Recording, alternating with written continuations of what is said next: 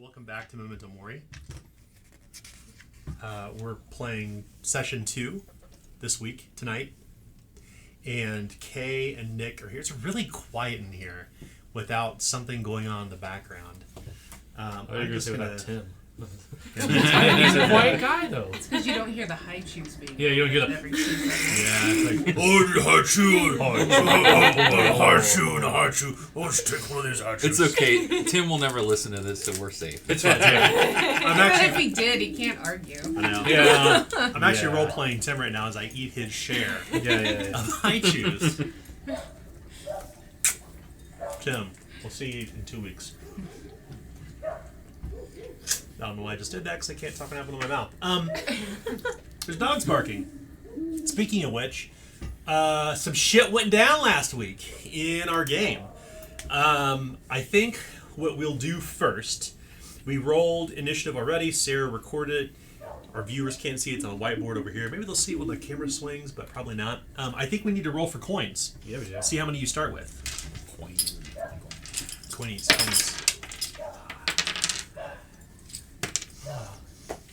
No. You didn't roll Okay. 6, Nick? Not today. Way to be a not team. Interesting observation about the way that you count. 1, 2, 3, 4. That's the Montessori way they teach how to count too. I noticed that with my 5-year-old. He was counting it, and I was like, I think it's 1, 2, 3, 4. I'm like, what are you doing? I'm like, oh, interesting. Okay. Even though the two of you weren't here, you should both buy in advance because we're all going to advance together. Okay. Neat. Yeah, we decided we're going to do individual reward points moving forward. We kind of ran out of time last week, but go and give yourselves an advance right now, whatever you want to buy that's on your advanced schema. Let's talk about what happened last week. So Sarah, Adam, Mike were here. Tim's not here, obviously, but let's start from the beginning. Like, how did everything begin? Like, if we were watching last week on Memento Mori, where would the viewer pick up? Watching Lester eat a pile of chicken wings. There was not Ayla. I don't have the cards. We started in Big Corey's. What happened? It was a bar at Big Corey's where we met Isla, Grapevine. Yeah. And Isla Grapevine had been walking her dog earlier in the day and was attacked by masked, presumably men. I don't know if we knew the sex of them at the time. But Isla came back to the bar. We met her there, and she told us about it and asked us to go get her dog because her dog had been kidnapped. Dog-napped. What's the dog's name? Bug. Nope, I was thinking of a different thing. I know that. I know the dog you're talking about. That was so For an confident, though, old for complicated me. Bug. name. It's Bug. I was almost convinced. Beaver toast. Rufus. Rufus. There. Yeah. Remember, everyone has some sort of attachment to Rufus. Yeah. Yes. What was unusual about the day in Slaughter Pine? So this rumor you heard from this person, you heard it through the grapevine. Yeah, we heard it for the grapevine. I did not put that together. Yeah. What was your question? What was the unusual thing about the day in Oh, Slaughter that Pine? it's always night right now? When the it last was always month? night. So for the last month, Past 28 days. 28 days. Well, the lunar month. Yeah. But we wouldn't be able to tell because we can't see the moon. We just started 28 days later. Yeah, it started 28 days later. Yeah, so this darkness has descended upon the city. Anyone who tries to walk out or away, he just ends up finding themselves back inside the city. Not the city, in Lockwood, the surrounding forest. Or the Lockwood and the surrounding Yeah. forest. Yeah. But in the darkness, we knew that we believed in a thing called love. Yeah. Okay. Did you guys just save them from last week because I wasn't here? So now you're like, I Make roll up for all lost out. time. Oh man, Yeah. we made a bunch last week. Yeah. There were some songs. There were Yeah. some puns. What else happened? So it's what do they call it? What are the people in Slaughter Pine calling the darkness? Jennifer. The Eternal Night. Bug. They call it Bug. bug. The Eternal Night. Eternal night. Yeah. Yeah. The Eternal Night has descended on the Lockwood, the forest that surrounds this city called Slaughterpine, where you all are from. And the game picked up in big quarries. And you spoke to Isla, and she spoke about her. She was accosted. They had taken her dog. And so being friends with Isla, because we spent quite a bit of time up front, establishing your relationship with Isla and with Rufus, which we're going to do for the two of you too. What happened after that? I put on a neck ruff. And then I roasted him till he took it off. That looks absurd. Looks awesome. Looks pretentious and out of place. Yes. Pretentious and out of place. Is that pretentious and out of place? Yes, we signed it because we have a sign language that we can only speak to each other. Yep. Right. That's right.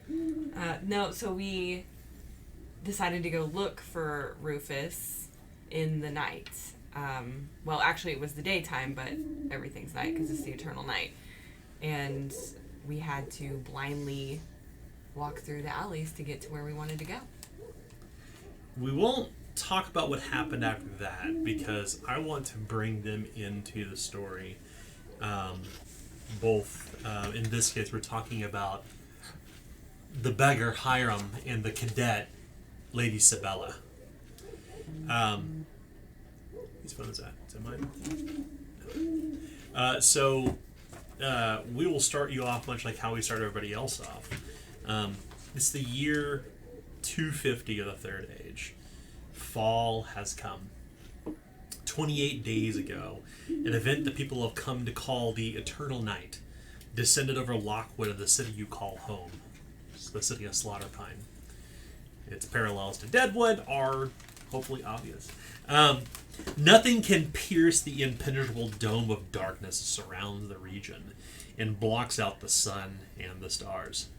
The 5,000 souls who live in Slaughterpine have been in a panic ever since, and probably you too, as the people deal with a sunless and starless existence and the unraveling of fabric of society. Imagine what would happen without any light in 28 days, where resources start to wane.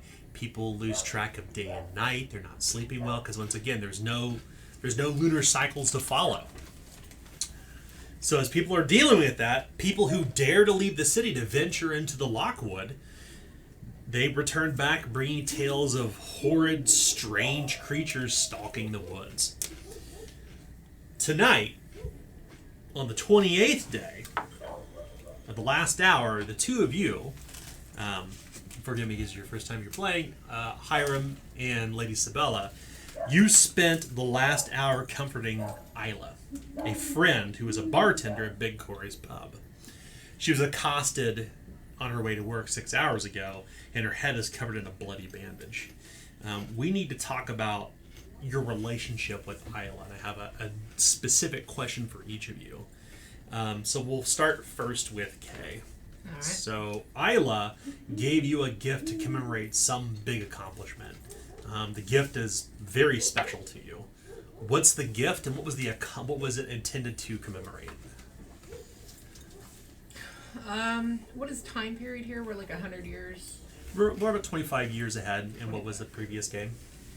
Would you know what? We'll go with this. A pocket compass to lead the way when Sabella graduated at the top of her class as a cadet. Okay, that makes sense. Perfect. So in the case of Hiram, a drunk patron at Big Corey's pub threatened you, and Isla immediately took care of the situation. Who was that patron, and how did she end the threat? Who was the patron? I think the patron was probably someone of higher station in the pub. That Hiram didn't really have the social standing to stand up against, so to speak. Probably, like, I don't know what the aristocracy of the region is, but You will learn. something like that. And what she did was she kind of just I think they were trying to rush me aside, and she stopped them or something, or threatened to throw them out of the bar. That's good. Now, we kind of start the game out assuming everyone knows one another, so I think it'd probably be a good idea to have the both of you read your Mad Lib, and I think we'll start first with Hiram. Okay. My name is Hiram Aramore, and I have made my life as a beggar. I am an adult, Eridain man, and was born beneath the star sign of the Night Father. I'm of normal build, with a dark tan complexion, soft green eyes, and short curly brown hair, with a Cheshire grin. My dooming is iron is weak, gold is strong. What's the one thing that your friends would know is your like weakness, your Achilles heel? His weakness is he's a shitster, and if there's ever something, he likes to get in bar fights. He likes to run his mouth more than he should. If there's something that's going to happen, he's probably going to be the center of it. What is the thing that your friends can depend on you to do for them? He seems to have a nose for finding the best shops, the best places to drink. It doesn't make any sense that a beggar can do such a thing, but he always seems to have a nose for finding the best stuff around the city. Yeah. What's the borough you're from? I'm from the Dregs. Yeah. So that's where the Dregs, which Slaughterpine is kind of divided into basically 6 boroughs. And each borough is kind of its own village unto itself. And the Dregs is where a lot of laborers and servants and people who are down on their luck or unemployed live. And it's not a surprise to know that Hiram, being a beggar, is from the Dregs. Let's move next to Kay. Let's go and have you read your Mad Lib. Okay. My name is Lady Sabella Culpepper, and I've made my life as a cadet. I am an adult, Eridain female, and was born under the star of the Crouching One. I am of a normal build with a tan complexion, thoughtful gray eyes, and a medium braided red hair with wooden dentures. My dooming is you will burn brightly and you will be snuffed out. It's good. So, if your friends know one thing about you, not good or bad, just they know one thing about your character, what is it? Sabella is the one that always picks up the check for everyone. Mm-hmm. Sabella's always the one that, you need help moving. Yeah. She's going to go get the carriage. She's got the cart. Yeah, she is... Why did I buy this? Yeah, she is the reliable friend. She's that person that's always there and always the helpful one. That's good. What's the thing that you're terribly embarrassed about your friends know not to mention? Probably the fact that she gets taken advantage of constantly. And has probably been in relationships where she's been taken advantage of, and friendships, and she is easily swayed and easily just falls for people's antics and tricks and things like that. So that's probably the one thing that she kind of she knows it, but it still happens constantly. Yeah. So would you so she's gullible? She's gullible. Yeah. Is she gullible, or does she just believe in the better parts of people? She might be overly optimistic to a certain extent. Uh-huh. So it's gullible and overly optimistic is what she really is when it comes down to it. Okay, that's good. So you all know Hiram and Lady Sabella. We start this game assuming everyone knows one another, but because they're just now new to the table for tonight, they also need to understand something about your character. I think it'd be helpful maybe to... I don't think we need to reread our Mad Lib, but I think we need to talk about what they know about each of you. The two of them know a dark secret about the 3 of you that perhaps the 3 of you haven't even shared among one another, but the 2 of them both know those dark secrets. So in the case of Lester Longarm Killjoy, what's the secret that can absolutely ruin you? You can't say spider tack. No. Isn't that the conversation right now with baseball, spider tack? I would say that probably that they know that one time he threw a game. They know. Well, I don't know. Because I've had this idea that Lester doesn't throw games, but they know, for sure that his teammates did. because he would like throw the passes and they just wouldn't catch it, right, kind of thing. So How is that bad for you? well, I got beat up a lot by bookies because I wouldn't, right? So I don't know. I like how that's bad for me. So maybe not that. Maybe you bet against your team knowing they were gonna throw it. Maybe. I don't know. It's tough. Something that could ruin my character. Ruin your name, your good name as Long Arm Killjoy. Remember, you as a young boy were taken off the plowshare in Serga Fields, one of the neighborhoods of Slaughterpine, and literally put onto the field to become a blitzballer. Like, what's the critical? What is your What's your Achilles heel? Did you fill your blitzball with some sort of horrible thing to mess up the other team? I deflated the ball. Deflate gate. I deflated the ball so that way I could throw it better. I would say, okay, so when he was Faked an younger, injury. like you've known him since he was younger, and he actually, when he originally started, he cheated his way into the position that he had. Mm-hmm. So like he probably did like a poor shot on a guy, like. Well, I mean, it's blitzball or blood blitz, but it was definitely an illegal, move. But it's what got him in and the other guy out. Oh, okay. Yeah. Is it possible that the person was like injured for life? Could have been. Or maybe injure them off field. Well, injured them, but to the point to where they could never really recover and get to that level again. Gotcha. Yeah. Because like sometimes with like high level athletes, it's like if you take that injury, you're just never the same. Yeah. Like you're never 100%, and you just sometimes can't perform to that level again. So like they probably were decent minor leaguer, but they could never have gotten to the majors again. So you're the dickhead in the like sophomore teenage film where you're like in the pecking order of jocks, like you did something to somebody who was a potential rival. Right, and that would have been like in my teens, and now we're like Yeah. in 30s. So it's Yeah. been I've done through my career, but I still feel bad about it. Yeah. So you injured a rival blitzballer, Yeah.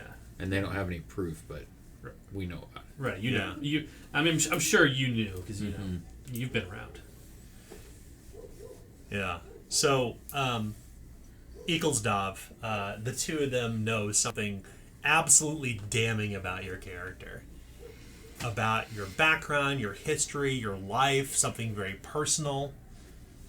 Maybe it's a relationship, maybe it's a mistake, maybe it's an accolade that you didn't rightfully earn.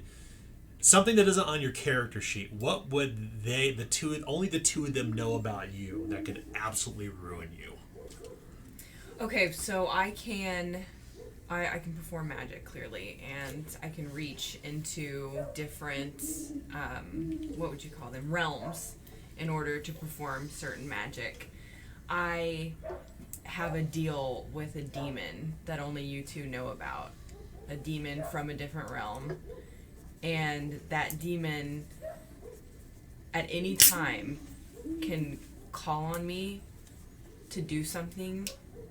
Even if he calls on me to kill myself, I have to do it. So I always have this monkey on my back waiting, and you guys know that it's there. It's good. It's good. Does the demon have a name? His name is gonna be... Dave. Bug. Bug, it's Bug. Bug. like Mason in a jar. It's Bartham. Okay. All right. So, in the case of Chuckles, the two of them think they know something about you that is a foilable of your character, a mistake of your past that's not glaringly obvious, such as the metal helmet you're wearing around your head that hides your face. Because remember, his face is completely encased in iron. What's the critical thing that the two of them know that nobody else does? They know a name I've gone by. A name or your real name? Well, A name isn't critical. That's just Right. a name. You explained to me that the Seabra use monikers, right? Yes. And so this would be something that you would know that I haven't always worn a mask. and that have gone by the name of Terstrom Willoughby. Remember the name of Bug. Bug. No, that was the dog I used to have. Bug. Like with such conviction. It's Yeah, fun. no, that was the name of the dog in the game I was playing on Saturday. That's good. Saturday, yeah. How close, in the case of Lady Sabella, how close do you think your character is to Isla? How would you characterize your relationship with her? I think Isla. Let's go with like not quite sister, but like cousin. So close enough, kind of familial, but not like bestie friend kind of thing. Probably somebody that's very supportive, like they support each other and stuff like that. But they can go long periods of time without talking and then meet back up again. Mm-hmm. I would say that's probably their relationship. So that very likely means that you and Isla and Eaglesdov have a close relationship. Eaglesdov and Isla are like sisters, although they are a decade apart in age. What about for you, Hiram? Hiram's a regular at Isla's bar, and his face kind of just lights up the room when he comes in, but he's always getting into fights, so she's always throwing him out.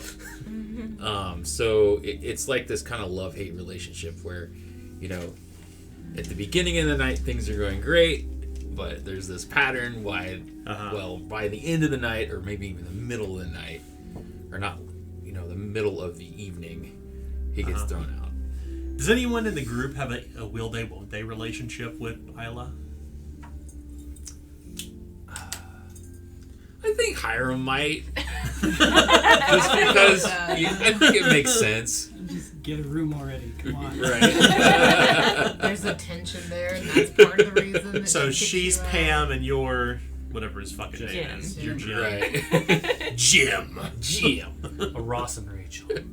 This is what Hiram's gonna do the entire time, like he does whenever we first start recording. Yeah, but now you don't have the bar, so you can't see. I know. This is literally the first when we first started recording. This is what Nick would do. It took me forever to get used to it. I was gonna say there was the other one that he used to do whenever you do the countdown, which is the. He'd hold his breath because he doesn't want to make noise. So Hiram and Isla have a will they won't they relationship. Okay. Has Isla had a relationship like any sort of like actual relationship with anybody else in the group, say for Hiram? I mean, I see that Lester probably gets around. I don't know if he's ever actually had a relationship with her, but he's definitely hit on her. So Eaglesdov, you and Lady Sabella know Isla the best. Mm-hmm. Like, is Isla in love with somebody that lives in Slaughterpine, who's not in the party? Like, is she pining for somebody else? Is it a man? Is it a woman? Is it someone else? I think that Is she kind of self-sufficient? Does she have no time for those things? I think her personality is she's more self-sufficient. She's the bar woman that everybody kind of pines after, but she's always too busy with something else, playing with her dog. But she has this need for Chuckles to like her because Chuckles hates the dog. And The so dog she hates does- Chuckles. The dog hates Chuckles. Dog but hates Chuckles. Chuckles doesn't Chuckles. like the dog either. Or Chuckles will right? pet it, right? Chuckles, it tolerates the dog. Yeah. So Rufus, Isla and Rufus are pretty much inseparable. Like if she has time for working at big quarries and she's been saving forever, and she has Rufus and that's her life. So she has had no time for relationships, and she's still fairly young, relatively. She's in her early 20s. But we need to talk about your relationship with Rufus, because we have to make you as players care about Slaughterpine and what's happening to Isla. So, in the case of Lady Sabella, you taught Rufus to do a special trick. What was that trick? What kind of dog is this? Funny you should mention that. That will kind of, because I Yeah, I actually thought- have an idea. yeah. But It's was like- it's a mutt. We determined that last week that it's a mutt. Well, we know it's a bunch of different types of dogs. It's part Chow, part Golden Retriever, part Malamute. Yeah, Yeah. Alaskan Mountain. Last Malamute. Yeah. What else? So is it's it? like a 60-pound dog, baby. There's a fourth one. Yeah. Yeah, mine was the golden retriever. Big dog. Yeah, big dog. I can't remember what Tim. Because that was so funny because I used to have a dog that was half Chow, half Golden Retriever, and I was like, hey, it's 2 of the 4, and so but I couldn't remember what Tim picked. Was it husky? It was husky. Yeah. There's a little bit of everything. I wish I should have saved the picture. I thought I did, but I guess I didn't. But yeah, it was a mutt. It was a bunch of different dogs, and we actually Googled it and we found what it looked like, and it was very cute. Yeah. Okay, so I'm going to go off of what I actually taught my dog at one point. Okay. And it's going to be a little different. But I taught my dog at one point to bark at zombies. So if you went at my dog like this, he would start barking at people. Bark at a walking corpse, Rufus. So, Ah. so I'm going to change it a little bit, though. And Rufus can tell when people are too drunk and will bark and lead people over to get them out of the bar. Bark at drunk people. When people are far too inebriated to take care of themselves, since dogs can smell that. That's right. That's interesting. So Rufus is kind of like an extension of Isla's like reign over He's Big the Corey's. bouncer. When he barks, Yeah. you're cut off. So, like, I would You're say barked probably Hiram gets let out by Rufus at least a few times. Yeah. That's good. That's good. So in the case of Hiram, sorry, I'm queuing something up here. Because the tavern tonight at Big Corey's is actually fairly busy.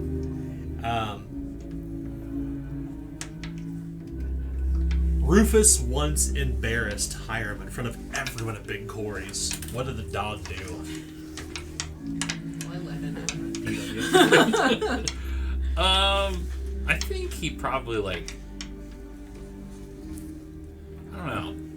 Maybe he peed in his tankard or something and he didn't notice because he was too drunk. Everyone was laughing at him. You peed your tankard? No, the dog peed in the tankard and he was too drunk to tell that it was not beer and he just kept drinking it and everyone was laughing. Yeah. That's good. That's good. So, obviously, it's been 28 days since the Eternal Night fell over Slaughter Pine and ostensibly the Lockwood Forest. We know it's affected the people in Slaughter Pine in many different ways. Nearly 5,000 souls live in this rambling community surrounded by this very tall palisade of these 6 boroughs. This deadwood-like city that's grown out of nothing, from a copper mining company and a lumbering company, has soared to great heights. In the 50 years it's been established here in the Lockwood. But 28 days ago, the Eternal Night fell. There's no stars, there's no moon, there's no sun. It's pitch black. You can't even see the clouds. It's in people who have, once again, who've tried to go beyond that, just find their way back into the forest, and they talk about weird things in the wood. Obviously, you can imagine, like in 28 days, plants are starting to die. Illumination, like oil and candles and torches and coal, will become a premium at some point. What have you been doing with your time in these past 28 days? Since the Eternal Night fell. We'll start first with Lester. Well, it's hard to hold games in at night, but I mean, they tried for a while, but eventually it just takes up so much resources to light up a field that eventually, I mean, they just been canceled, right? So he's basically been doing nothing. Like, he's been at the bar probably a lot. Like, he's probably been kind of working as like a bouncer. He's probably thrown out Hiram a couple times. So yeah, kind of doing whatever low-level labor stuff he can do, you know, because that's what he does. That's right. Well, I think the one thing that you have probably discovered while surviving, Yeah. since the Eternal Night fell over the Lockwood, is that you have discovered that crime is up all over the city, and that the Night Watch, a group of roughly 50 people, can't keep up with it at all. Chaos has kind of begun. The fabric of the fabric of society is unraveling. It's made for some really interesting shifts in power, in particular, because you know that there are two families that basically rule over Lockwood and the Slaughterpine City. Their names aren't really important at this moment, but what you would know is that in the eternal darkness, crime has kind of risen. Imagine like the days leading up, like in The Dark Knight Returns, like the days leading up when Bane had cut, like when the police were kind of like barred off. Like the Slaughterpine's in the situation where the Night Watch, who are literally a group of volunteers, can barely keep up. There are trials aren't even being held at this point. It's kind of the whole the laws that were established to protect the aristocracy are probably falling apart. So you were obviously a part of being a bouncer. Like people become more rowdy at Big Corey's. Isla and Big Corey are having difficulty keeping up. The fight in the pits are even higher stakes. The one thing you know about Big Corey's is that at night, the floorboards to the first floor were moved into the basement, and there are fistfights that take place down in what they call the pit. And they have people, there are higher wages being spent, there's more booze being consumed because there's no tomorrow in some people's minds. Chuckles, since the Eternal Night fell 28 days ago, what has he been doing? Chuckles has been proselytizing. He's been finding any corner he can stand on, or even like out in front of the bar, which has not made Isla very happy. And whenever he isn't proselytizing, saying things like the custodian is welcoming more into her embrace in this eternal night, or the Night Father is it's his time for us to do his will, or any of the gods that he is like sometimes conveniently quoting some of their scriptures and all that, but whenever he's not doing that, he is remarkably close in proximity to Eaglesdove, but they don't really seem like they're buddies so much as they're just hang out a lot. Okay. Like they're almost like it's like something's keeping them together, but it's not like they care for each other's company a lot. They just are there. That's interesting. So would you say that your interests are probably more closely aligned than to the custodian? Yeah, he is like he has probably I can go ahead and say that in the past he has told her that he believes that she has been touched by a god, and that it's something that she should pray upon further to see which Who god. is she? Eaglestop. Okay.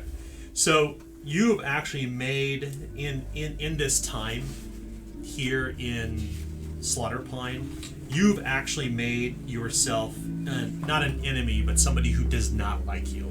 Okay, cool. It's the Chief Augur Celsinia Turnwhip. She's actually the Chief Augur of the Custodian. Okay. Of the priesthood. Yeah. That's good. Okay.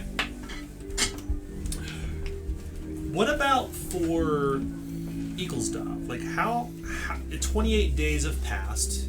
Darkness has fallen over Slaughterpine.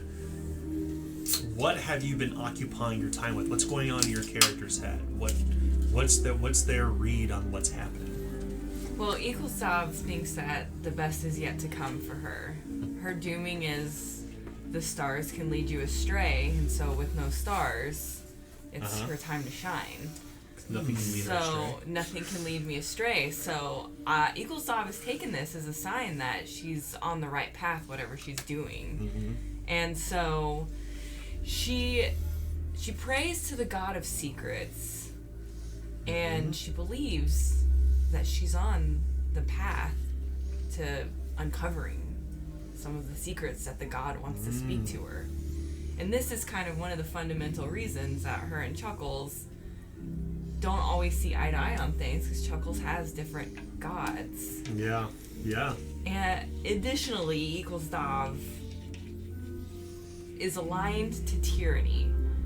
So she's really in her zone right now because things are crumbling. And the chaos makes her more secure in her ideas. Okay, that's good. So you've actually made a bit of a name for yourself and have attracted the attentions of a woman called the High Truthsayer Octavia of Chander. She is the lead, she's the chief priestess of the learner. She's what are called the Elornites. They are the holder of secrets and strange phenomena, and they too are here in Slaughterpine. She basically is she's the chief priestess at the Learner's Temple, and she is someone you have to avoid because you suspect that she may know that you indeed owe a demon a favor.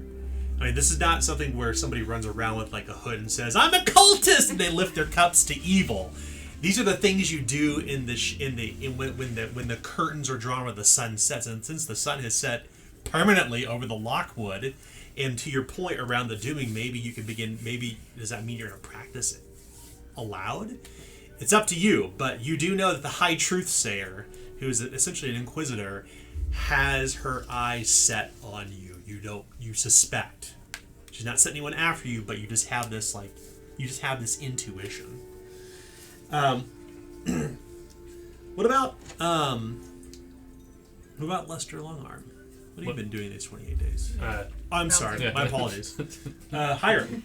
So Hiram's begging game is kind of dried up. Yeah. Not many people are feeling very pitiful. They're feeling more like, I need to just survive. And Yeah. also, people aren't into confidence games right now, so booze money is kind of light. So Hiram is taken to something that he promised all his friends that he would never do, which is second story work. So he's actually working right now. He knows a few unsavory characters who are into this kind of thing, but these days money isn't so important, jewels aren't so important. What they're going after is candles and oil. That's good. That's good. Well, They call you the candle maker. you actually probably have been getting work from, in this case, your cousin, a man named Tilligan Aramore. The thing you know about Tilligan Aramore, he runs the most successful gambling house in all of Slaughterpine, a place simply called Aramore's Parlor. He has not given you jobs in nearly 2 weeks, and you suspect that he's in trouble for some reason or another, but not with the law. What about in the case of Lady Sabella Culpepper? What has she been doing in the last 28 days? What's on her mind? Where has she been focused? So I kind of had this idea, because my character is from Mount Sawdust, Mm-hmm. and it said that, most likely some of the professions my parents might have had, and kind of had this idea that she was kind of higher up burger, if not aristocracy almost. Yeah. That's what she grew up in. So what I was thinking is that her family probably runs one of the mines. Ooh, yeah. Thought of that before the Eternal Night thing, but that actually works well. And so what I assume is that she's doing a lot of the security to try to, with everyone trying to go after all these light sources and things like that, I assume a mine with coal would probably be a place that has to be securely guarded, and she's probably been part of making sure that that's taken care of. Yeah. Dun, So, hi. let's do this. We're gonna make you related to a very important character in Slaughterpine, and her name, I'm trying to find her right now, forgive me. Her name is, I believe that. So the first thing you need to know is that you've been working for the Pool mining operation. P-O-L-L-E. It's one of the two main families in Slaughterpine. There are two aristocrats. There are two people who basically founded Slaughterpine. And those two people were Henrietta Arbor and Layla Poole. And Layla Poole, I believe, at this point is actually retired, but she has left. Stewardship at the mines of the Pool mining operation. I forget who it is, but for now, I'm so sorry. I wish I had his name.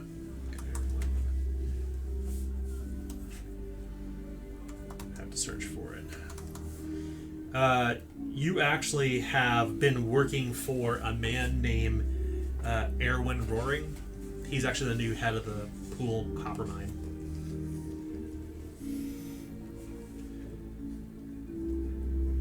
Here's a card for him. So Erwin Roaring. He's now the head of the Pool copper mine. Within the last 28 days, that something happened to the previous head of the copper mine, but something bad. You don't know what it was though, so you've probably been working for them. But as you can imagine, all of the economy in Slaughterpine has been in chaos. The sawmills have died down. The mining operations have come to a very slow crawl, and the future is uncertain. But it's very, very clear that here in Slaughterpine, that the Eternal Light has affected all of you individually in very, very different ways.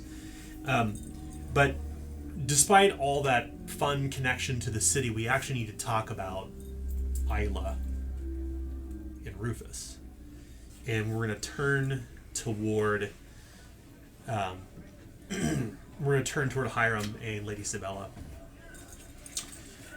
You've, like I mentioned before, you've been here kind of comforting Isla in Big Corey's pit. It's lively as ever, which is no great surprise. Her eyes are a bit red from when she was clearly crying. There's this big bandage on her head that's like bloody, like she got knocked senseless. And you caught her when she came back downstairs from taking a short nap. She just couldn't lay down. She just couldn't rest. She's already drinking from some cup of something, and she's looking longingly at the door when you two of you are there. And she recounts the tale. She says, "And they came out of the alley. I nae saw them with me own eyes, save for that they were wearing masks. And before I know it, my head hit the ground. And when I woke up, Rufus was gone," she says.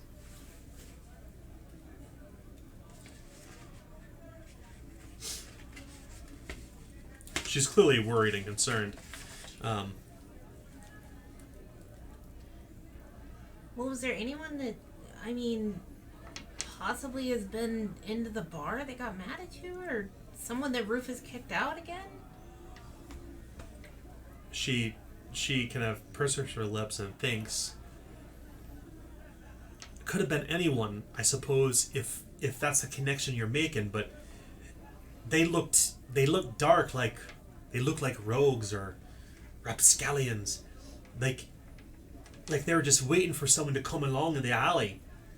I was taking Rufus, for his morning, she kind of stumbles with the word, the morning walk. This old stinky alley he always goes to and sniffs about the trash right beside Aramore's parlor. Like I do every morning, and she stumbles once again over the word. And that's when it happened. Then I woke up, and I remember looking toward the dockyards, and I thought I saw 2 lanterns of bobbing out there in the darkness, but well, the rest of it is kind of hazy. I think I talked to the dock master, Horace, I think. And I ended up back here, and then I talked with, she kind of pauses, Inkelstov, and, your friends, our friends. Laster and Chokles and Wilson Thornton, Tim's character's out here. And then they went chasing out, they went out to go try to find Rufus. And that was nearly an hour ago. I think, she says. She looks toward the clock, there's an old spring-wound clock on the wall of this tavern. Despite the fact that the fight is happening in the pit, you can kind of see beyond the pipeweed smoke and the dogs yipping and barking and picking up like bits of food scraps off the ground. She looks toward the clock, and it's currently set to 10. But looking at the windows as dark as it is, and the way the days have gone, you're not sure if it's daytime or nighttime. It could be 10 in the morning, it could be 10 at night. So the dog's been gone for an hour? Or so? Hours, she says. It was this morning. Morning, yeah. When you look toward one another, both of you have deep purple circles underneath your eyes, like you haven't slept in days. And that actually is true. In fact, everyone is currently imperiled. You have not adjusted yet to the eternal night. Everyone appears to be that way, and the people in Big Corey seems to be simply feeding it with alcohol. Are any extra pencils anywhere? Yeah, they're up here. They're over there if you wouldn't mind grabbing them. It was this morning, so before my shift, it normally starts at, the turn is 7, she says. A few extra. So you're sure they took off with him and he didn't just run off? Well, I don't honestly know. When I woke up, I hit my head pretty hard. I know that. I was leaning against the alley wall, and I went to go. I called for his name. I said, "Rufus, Rufus!" Hoping he would come. I made the kissy noise. I didn't have the squeaky toy that Wilson gave me, I think. But I called for him and he wasn't anywhere. And then I found my purse was gone too. 12 shilling. But no, he would have known. What would they want with an old dog, the old rascal like Rufus? I kind of say, she says, perplexed in the whole thing. I don't know where someone would take a dog. Who would do that? I mean, granted, Sutter Pine's small, but in the darkness, I mean, everything's kind of strange now, right? Yeah. Well, what do you mean by masks? Where they wore like a kerchief over their face. I thought they see Auburn, but they didn't have the pointy ears like the elves do. Checkered like yellow and black, I think, or red. No, it was purple. Oh, I don't know. She kind of looks down at her feet. I don't quite remember. I just know I saw them leap out of nowhere when Rufus was sniffing about, and then I woke up on the ground, and the first thing that I saw when I woke up, I looked at the dockyards, and it's not like you can see the ships or anything on the bright water, but I saw those 2 lanterns bobbing out there. For sure it was the dock hands. And then it got a bit fuzzy. I think I talked to Horace, the dock man. I think I did. And then I came here, and the lights of Big Corey's kind of woke me up, I suppose, out of my whatever I got going on here. So what did Horace say about all that? I don't rightfully remember, she says. In fact, her eyes are still pretty glassy. Her eyes are dilated. She says, in fact, Wilson Thornton said I should go see the doctor at Whiskey Sawbones across town, but Everybody else left already to go find her. It's been an hour or so. I thought they'd be back by now. You probably should go see the animal mender at the very least. Hitting your head is not something that you want to take for granted. I'm just waiting for a shift change so Corey can take me over there. I dare not walk out in the night by myself. That's for sure, she says. How long till the shift changes? An hour or so. She picks up a mug of whatever she's drinking. I'm just nursing this for now to help with the pain. Well, we can tarry here for an hour, and once it's time, we can escort you across the city. No, Big Corey's already arranged for it. Oh. Okay. Well, I've got an idea. Puddleton. And she's got a dog as well. Because if you remember... What kind of dog is it? Puddleton? You know what? Puddleton is going to be a... He's going to be a mutt as well, but as far as his mixture, we're going to go with something strange here. So let's do a Great Dane Corgi. Oh, okay. Yeah, that's strange, all right. It's a chow poodle. Chow tea poodle. It's Greggy. So anyways, but yeah, so Puddleton looks completely confused. It's like a Corgi on stilts. Yeah. So... But I'll leave him with you, and hopefully he can take care of you. But maybe we should go look for the others and then come back and escort you then. Yeah. I would certainly welcome the company. She smiles at Puddleton. It's good. Okay, Pudsey, you make sure that she's okay, and then let's go find everybody. Okay. So with that, the roar of the crowd in Big Corey's pit comes to a quiet draw, and the camera flips back to this dark alley where you all it is autumn obviously, but you can't quite see your breath in the air. The sounds of Lockwood, the sounds of Slaughter Pine, the barking of the dogs and the hooting of owls and the chirping of crickets, which seem to be active at all hours now, causing even more audible confusion to the three of you. You're standing in this dark alleyway with only the lantern that Eaglesdov is holding, and before you, among broken barrels and crates, is a body. Dead. Its neck snapped. Their neck snapped.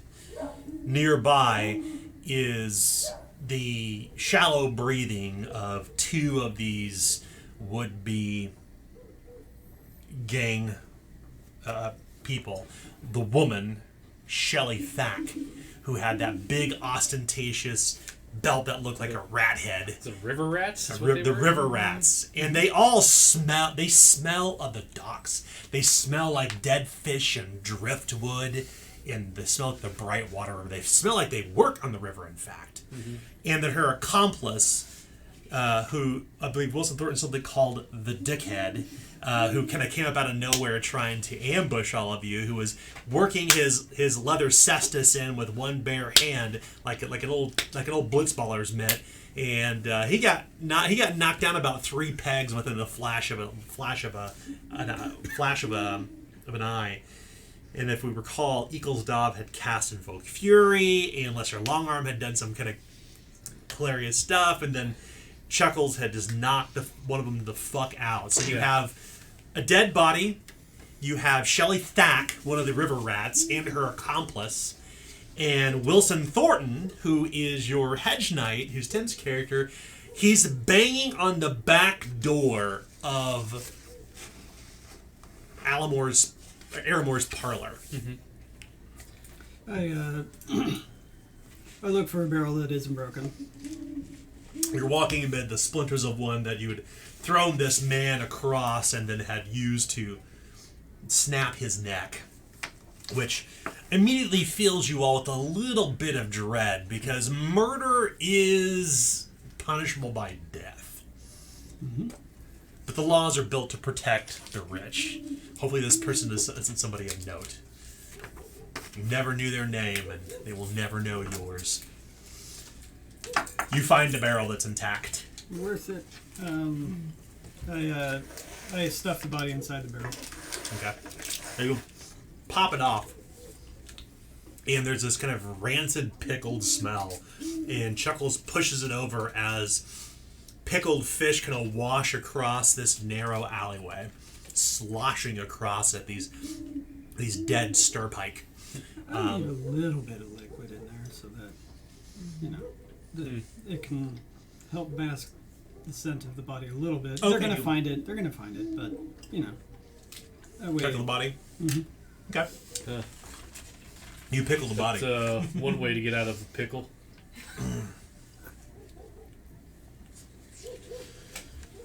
There's, from where you're at, in this alley, things kind of grow quiet for a moment upon the realization that this person is dead. You can hear the sloshing of the river nearby, the sound of the Brightwater River kind of near the docks. They must be near because you can hear it, and you knew before the eternal night fell, they were within maybe 100 yards, greater than, you know, as far as you could pull a bow and sling an arrow. But in the eternal night, all is darkness. All is a labyrinth before you. Street signs gone. No lamps on the roads here. Sounds coming from within Aramore's parlor along this faceless alleyway with no windows, just this lone iron-shod door with a big old rock brick near it. I'm gonna sign to Eagle Stop. I'm gonna say we could take this barrel and dump it in the river. That way, they were the last person awake or alive. They could just disappear. I'll sign back that I think that's a good idea. We need to do whatever we can to hide the body. And I'll say we take a body now and we dump it in the river.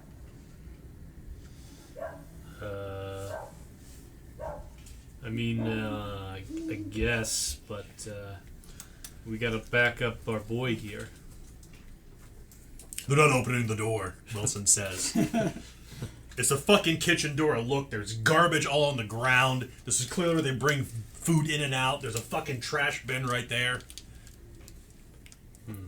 We need to eventually go to the door. That's where Shelley was bringing the dogs.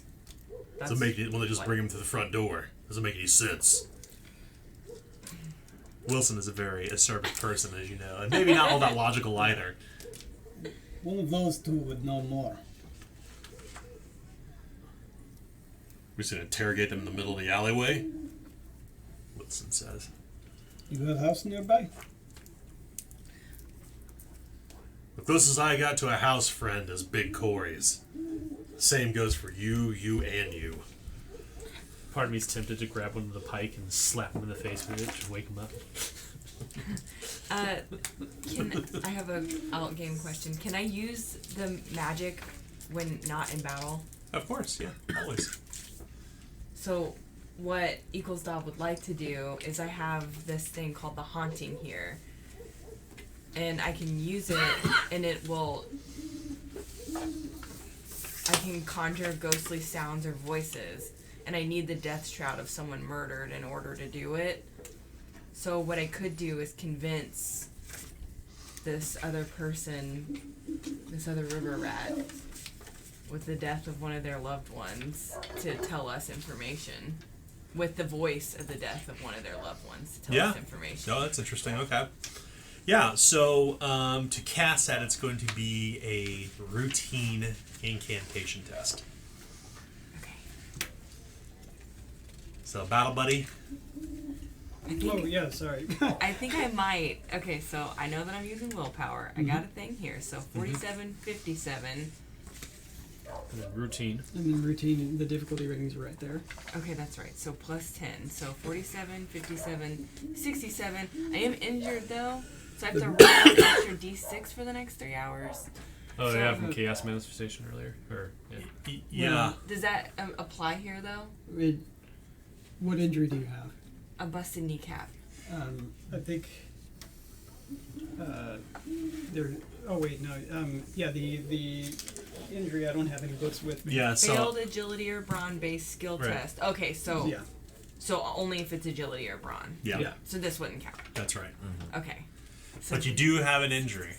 Yeah. Very Oh, well. busted knee. We got shot by a bullet. in the Yeah, bus. which mechanically doesn't have anything to do with right now, but yeah. okay. If you want to get healed, you need to get the injury fixed first, but that's later. So at this point, you just ask yourself whether or not you are good with routine because you do have the ability to channel if you want to. Okay. Not this time. Yeah, I'm Remember, sure. you do have cult personality. You do have a trait that allows you to automatically succeed this skill test, but you move one step down the peril condition track automatically. Yeah, I'm already seriously. Oh, peril. No. I'm just gonna. Okay. I got a 67. Okay, so go ahead and roll. Okay. Damn it. 72. When we roll, we've got 5 coins. We do. You can give me one, I can take it and spend a fortune. Want to do it? Yeah. Yes! 2 misfortune for me, 4 for players. Go ahead and re-roll. All right. Oh, man. All right. Slightly worse. It's too bad. So as this is happening, the two of you kind of following what Isla had shared with you, you're kind of moving. Who has light between the two of you? I do. What do you have? I have a lantern and an oil pot. Okay, how many oil pots do you have? I only have the one, though I probably would have purchased more if I'd have known what the scenario was. We will talk about that. But I'm in assuming they're due expensive. time. Yes. Maybe I could get a discount because I work in the mine. We'll find out. With the lantern bobbing in Lady Sabella's hand in the darkness, the two of you were wandering. And where this 28 days ago, you know Slaughter Pine fairly well. And the way you know Slaughter Pine is you look for landmarks. There are no landmarks to see. Every once so often you can see like perhaps the guttering of candle lights in a window, or you can hear sound coming down the roads. But most of the road here around Big Corey's pub and around the dockyards and toward Aramore's parlor is mostly just it's a muddy rut in the road, laid with lazily laying clapboard roads amongst the mud. And because it is fall and it is wet, and strangely it still seems to be raining in the eternal night, weather seems to still be present, despite the fact that you can't see the clouds in the darkness. The ground is wet, and the whole place is like some great labyrinthine darkness you can't make head or tails of. So you must navigate your way there. So as you have the lantern, Lady Sabella, and you're leading the way, go ahead and roll a secret navigation test. I don't have that at all. It's a fail forward test. It's also a flip to fail test. Yay! That's a 21 Wow, that was Success. out of 45. Nice! 21 or 12. So That no matter, actually works no matter well. which way you slice it, you succeeded. I like that. So Stay. at some point, you are walking along the road, and then you kind of pause for a moment, Hiram, as you smell the air. It smells like garbage. Like the smell of garbage is very, very evident. And you can see that there are rats running over small hills of stinking of food waste, churning excitingly in the darkness. And just around the corner, behind your cousin's gambling hall, you see a single lantern resting on top of a barrel that Chuckles is using his hands to hammer shut. And you can see Eaglesdov standing, well, glowering over somebody lying in the middle of the road with this absurd, like, metal belt and these loose-fitting, like, clothes of somebody who works on the river.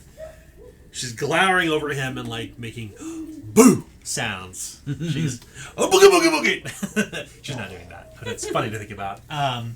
Eaglesdove is clearly trying to conjure one of her cheap tricks that you've seen her do before, Hiram. Of course, you've seen this before. Yeah, being a rapscallion of a sort of yourself, cheap conjurer of tricks. And then, of course, there's Serga Field's finest, the retired thrower, Lester Longarm Killjoy. Yeah. Timberwolves, baby. Yeah, that's right. Timberwolves forever. The Wildcats. Who were we? The Wildcats. And sure enough, as you turn about, as you prepare to be jumped again by the river rats, you see the lantern being held by Lady Sibella, and at her right hand is Hiram the beggar. Just who we're looking for. We walk in on something. Uh, I think we walked in on something. They all look probably guilty, right? I mean, you see, Can't tell with my character, but we Full was stop Your pretends mask like she's seems to too be busy feeling doing something. guilty. I don't know what's going on. we're looking for the dog. It's not a dog. Just yeah. Oh no, but they stole thank the you for dog. clarifying. No problem. I mean, it's dark. I don't know. Maybe. They stole the dog? Right, these two were river rats. Oh, you're sure they stole the dog? They admitted it before we knocked them out. this fuckwit right here admitted to it as Wilson interjects in the middle of the conversation, pointing toward this woman whose face is bleeding and eye is completely swollen shut. Like where they just beat this woman and her accomplice to a bloody pulp. What do you You clotheslined her and then took her to the ground. Yeah, and then he used the butt of his sword to just knock her out. Mm-hmm. Well, Or the flat of his blade was what it The was. flat of his blade just whack. Yeah, there's a big old a big straight whelp across her face. This one tried to jump us. As I bend over and I take the cestus from him. Oh, I could be wrong, but someone might potentially believe this was a coerced confession at this point. Just, I mean, it's not like the gods are around. No. I suppose that's good. I didn't see any of them. Is he dead? No, those two are just knocked out. Oh. Eagle's dog just stands over and continues to try to do spells because she's very embarrassed about what she's done. Do you want to try again? No, she's embarrassed because Chuckles had to murder someone for her. Oh yeah. Yeah. I'm just not That's even right. alluding to a third person. Yeah. and the only two people who know about that are Chuckles and Eaglesdove. Wilson and Lester Longham have no idea why Chuckles killed the I figured it was person. because he shot us. He did shoot a blunderbuss at 'cause everybody when down the when I asked front. you, it was in still sign. Yeah, that's Yeah. right. Yeah, Because, I mean, I'm over here seriously wounded, I think. that's right. So if they took the dog, where's the dog? I believe That's they... what we're trying to find out. So I don't care if there's too much commerce. Whether they are commerce confession or not. What commas have to do with this? Wilson says. Exactly. Right. So this you, per- you so would this- know that Chuckles has not had a good grasp on Ald. on Ald. Yeah, it's very obvious he did not grow up speaking Ald. Yeah. He's foreign of some sort. Yeah, you all. Yeah, so that's one thing that although all of you grew up in some capacity in different boroughs in Slaughterpine, in the 50 years it's been here, you're probably the first generation of children born here. In fact, which is interesting to think about. Your parents have roots here, but more importantly, related to Chuckles, he is not from Slaughterpine. He's from the Lockwood, and that's all you know. Would I know anything about the river rats potentially? Could I roll for that maybe? It is, it's an arduous skullduggery test. Maybe you can use intelligence to modify it instead of agility. I will use my agility.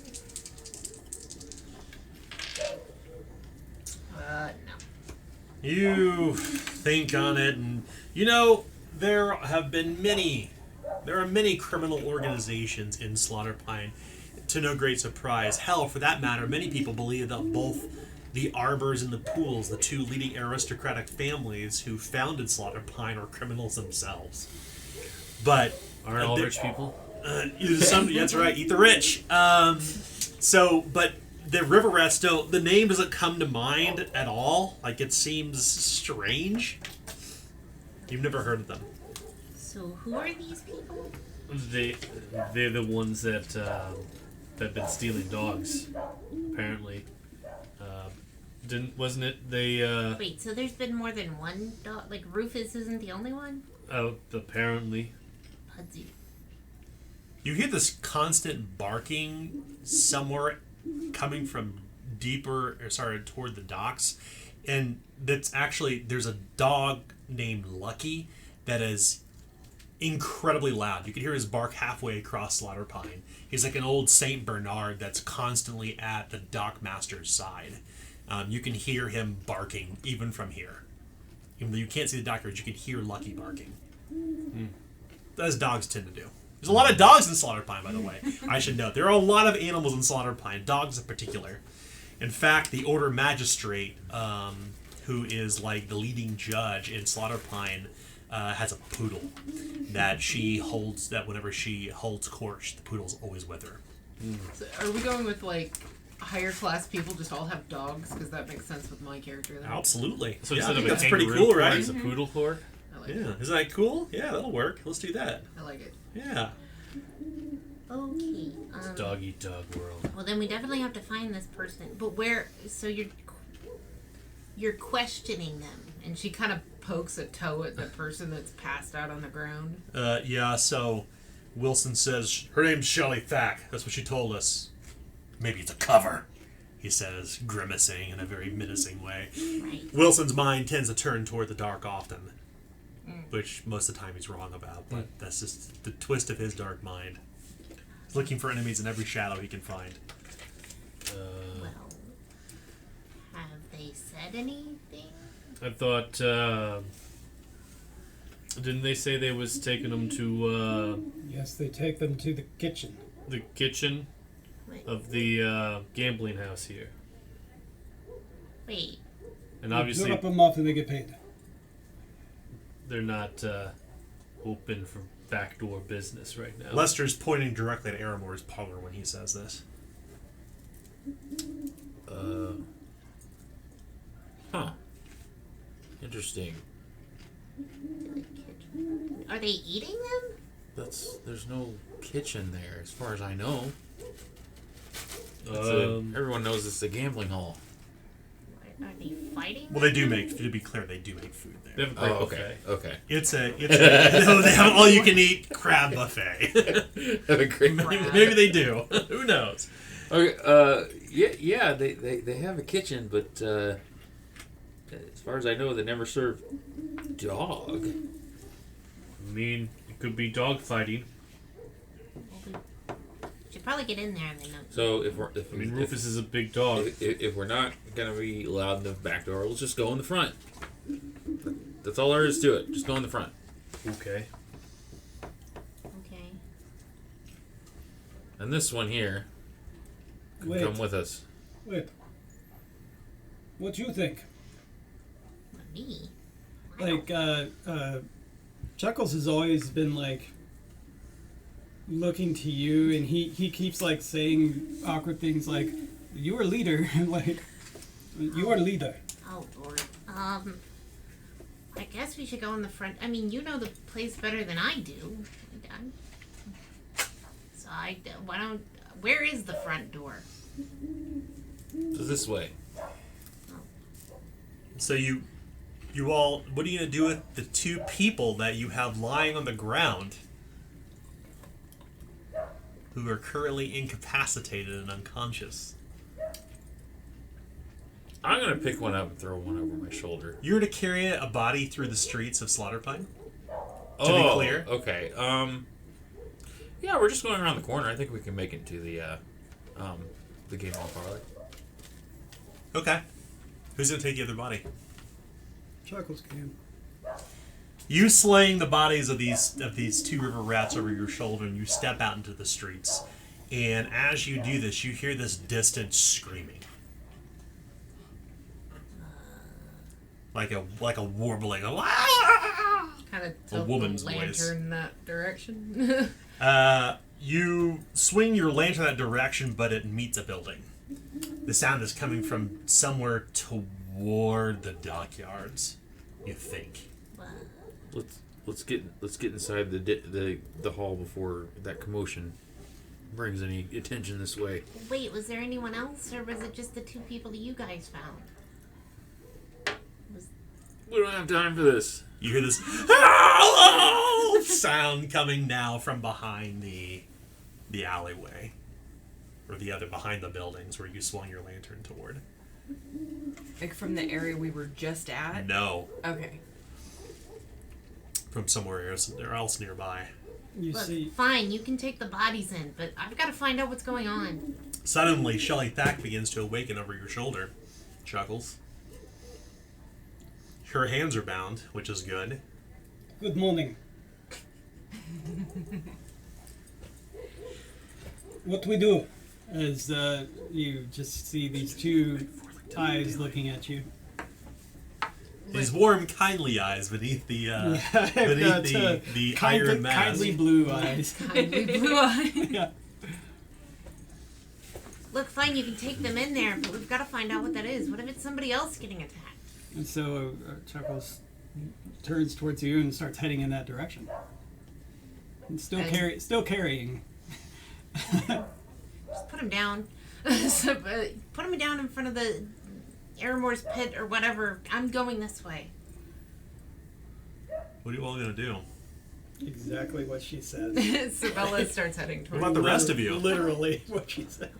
I'm following. I don't know. This is not my game plan. It's not my call. All right, well, if that's the case, I'll set the body down and move on. You're taking Shelly Thack with you? No, I do exactly what I she said said. drop him against the building and let's go. Okay. You So leave. kind of like just put them in a sitting position, leaning against each other. We kind of have all the information we needed from. We know where the dogs are going. Assuming they was not lying. Yeah. Well, probably them being woken up from you knocking them out's not going to necessarily make them give you information anyway. Yeah. If they know you serious enough to knock them the hell out. It's a bit of intimidation, but If they remember.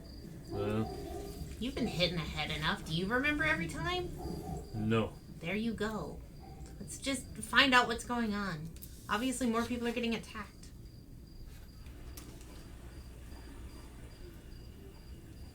Well, you leave Shelly and this other river rat in the alleyway beside one another in a prone position, hands still bound. Don't do crime. Don't do crime. Crime doesn't pay. Shelly and her accomplice's mouth are bound. I think, if I'm not mistaken, Wilson said he was going to bind and gag them as best he could. And you can hear the sound of the bright water. It's the first thing you hear, in fact, when you're kind of heading that direction. Like, you know you're getting close, sort of close to the docks.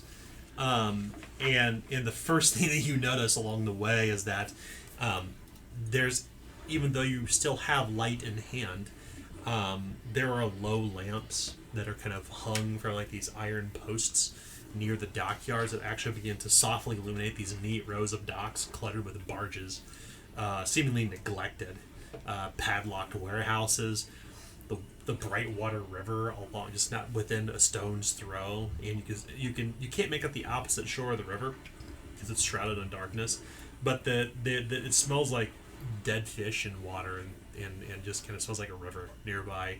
But you're not heading that direction. You're actually heading toward another alleyway that leads toward one of the main roads, and in the middle, literally in the middle of the road, you can see that there is this woman, and she's dressed head to toe in these black and brown robes, and has this huge, like, white wig that's threatening to fall off of her head. This older elderly woman who's actually, she has a leash in hand with this tiny poodle, and grabbing the Collar? dog collar. Yeah, what's wrong with me? Grabbing the dog collar is this man dressed just like Shelley Thack, with these dark, kind of loose clothes in this absurd iron belt buckle that looks like it's shaped in the face of River Rat, and he's saying, "Give me that dog, you bitch!" As he's trying to pull the poodle away from this old woman, and she looks a bit like I charge him. a bit like this.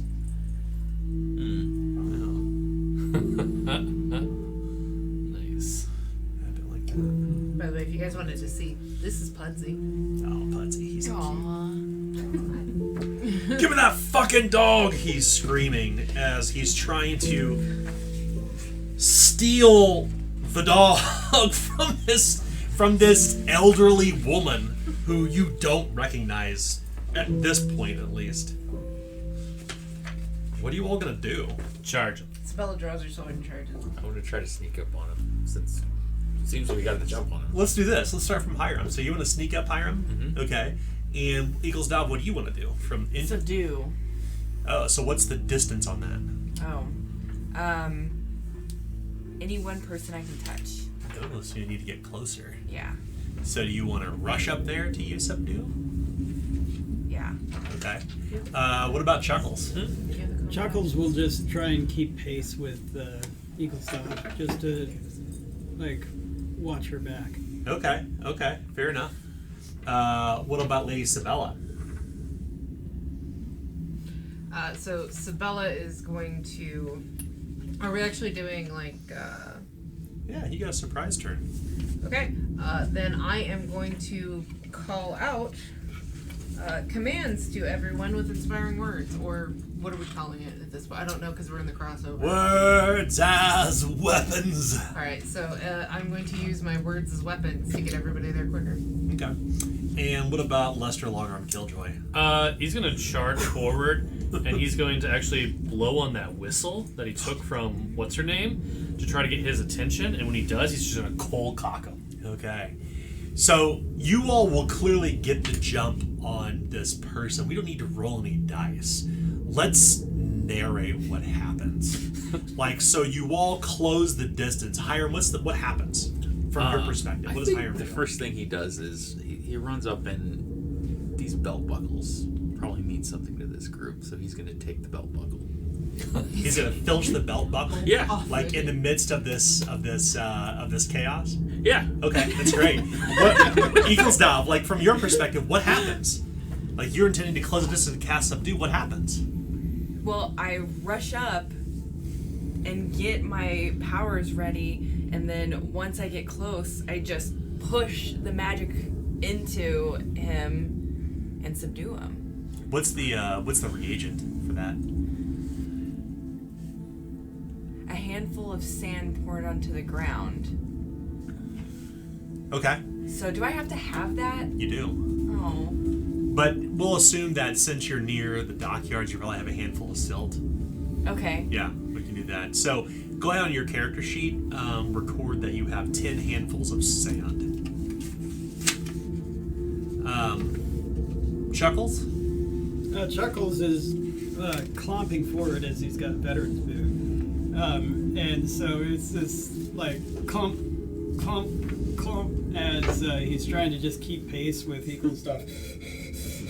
As he's trying to keep an eye out and see if anyone else is coming. Like, he's pretty sure that everybody's got it, and he's trying to watch his buddies Yeah. back. Yeah. And make sure no one else comes up. That's pretty much what his focus is. That makes sense. What about for Sabella? Like, narrate what's happening. So as Sabella is charging forward with everybody, she draws her sword and she calls out, goes back to her military training and everything and calls out, surround the perimeter. Make sure that no one's coming down this alley. I need you to hang back. And like she's just calling out commands as she goes forward, pulling her sword to run up, and she will immediately threaten the person once she gets within the range. Okay. And what about for Lester? You said you were charged forward. Oh, yeah. 3-point tackle? Oh yeah. So I'm charging forward, and I see that Hiram steals the belt, and part of me hopes that he's like distracted by his like pants falling down, probably. Yeah. And then the whistle, he probably like looks, and then he's just like this confused look as he just gets cold cocked, and then I hope he like just passes out, and just like falls down with his pants around his ankles, and it's just hilarious. He passes out because of the cold. Yeah. Yeah. So what we kind of see all this happen all at once as this all kind of unfolds, and suddenly this person, this clearly a river rat, is like lying on the ground, prostrate. Yeah. Like near the docks. Yeah. And beneath a lamp. Like a lamp that's like guttering in the night. Like it's like there are moths batting against the glass. And you're almost directly beneath the light, and you look all directions, it's dark. Except, because you were looking out there for others, you can see these 2 tiny lanterns kind of bobbing near the dockyards, and you can see the face of a very young man and the face of a grizzled old woman. And as this all kind of unfolds, they actually hide. They extinguish their lanterns. So, as this happens, here along the docks, the woman she is clearly confused and trying to gather herself as she's kind of picking up her skirts, and she's looking down. And maybe it's just because you're from the borough called Mount Sawdust, but you know this woman is somebody of stock, Lady Sabella, because she's wearing what appears to be some sort of official robe of office. And she's scooping up this little poodle into her arms, and she's "You ruffian!" she says toward the person on the ground. There's a very shrewd looking woman once again with this big kind of fake white wig, powdered almost. It's kind of halfway off of her head, and she has, of course, the robes of her office. And she stops and she says, "How dare you!" She points her finger accusedly at the person on the ground, and Eaglesdov, immediately your stomach shrinks as you realize that the woman they tried to accost is someone well known all throughout Slaughter Pine. She is. Give me a minute here. Put her name on a card for you. Lady Evelyn Goodchild. No. Judge something. Judge Judy. I like it. Judge Judith. Judge. You're not good enough to call her Judy. It is.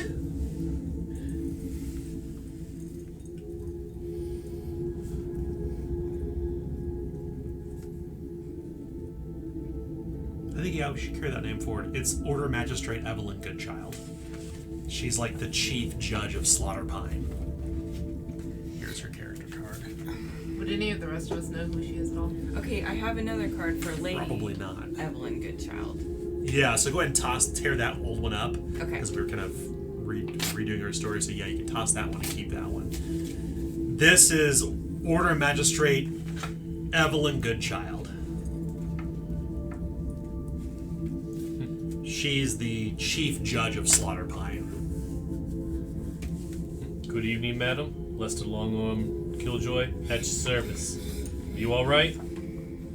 If you would have not have come at the time you did, it is very likely that Winnie, as she kind of pets the poodle, would have been accosted and I would have been dead. You have my thanks, she says. There's more. Yeah. As I point over towards where the lights were. A young one and an old one. This one came from the darkness. They had no light when they tried to rob me, she says. Yeah. came across 2 others. Did the same thing to us. Tried to rob us. Pray tell your names. I am not familiar with thy faces, she says. And you feel this kind of, she's looking down her nose at all of you as if she was standing upon a lectern. And there's this, she has this air of gravitas, like within her voice. Like she's someone important. You just don't know who she is yet. Save for Eaglesdove. I am Lady Sabella Culpepper of the... My name's Tyrone Turtledove. Obviously, to lie to everyone else, but Maybe she believes me, maybe she doesn't. I'll say again, So this, west of Long Arm Killjoy, Her eyes turn toward Eaglesdove. longest arm the Timberwolves ever known. Susan. Chuckles. Those who lied gain 1 corruption. I was out walking Winnie. Excuse me, she says. I am Evelyn Goodchild. I do not think I have crossed any of your paths in my court, which means you must be good citizens of Slaughterpine. Only the best, right here. 'Tis fate that I suppose it brought you here to save my life and poor Winnie's. And she pets this little poodle in her arm that's kind of shivering. I do apologize, but could someone go towards where you saw those other people? she holds out her lantern. Wait, there's a different 2? As you point your lantern there, there's nothing to be seen out in the darkness, save for a few crates and these long jetties that extend out into the Brightwater River. There are more! She turns about. There were 2 in that direction. The Night Watch has not been patrolling since the eternal night has fallen here in Bargetown. Yes. She looks about. One of our friends was accosted as well. They beat her amongst the head and stole her dog. Why? This ruffian attempted to do the same. I was out walking Winnie when this villain, she says, exited Eramore's parlor and started following me. Immediately aroused my suspicion. Ruffians never escape my gaze. As she's looking toward both Hiram and Eaglesdove. They waited until I turned down a more secluded street and attacked. They tried to pull poor Winnie's leash away from me, but I held on screaming for help. Luckily you arrived, she says. God's willing. Yes. Eaglesdove has to disguise her voice, so she says, I have the Eaglesdove's also branded on the throat, so, You're not trying to hide that? yeah. So I'm kind of like, and what would you like to give us in return for saving your life? Maybe a pardon for any crimes we commit now or in the future. It seems an unusual ask, knowing the Order Magistrate's temperament.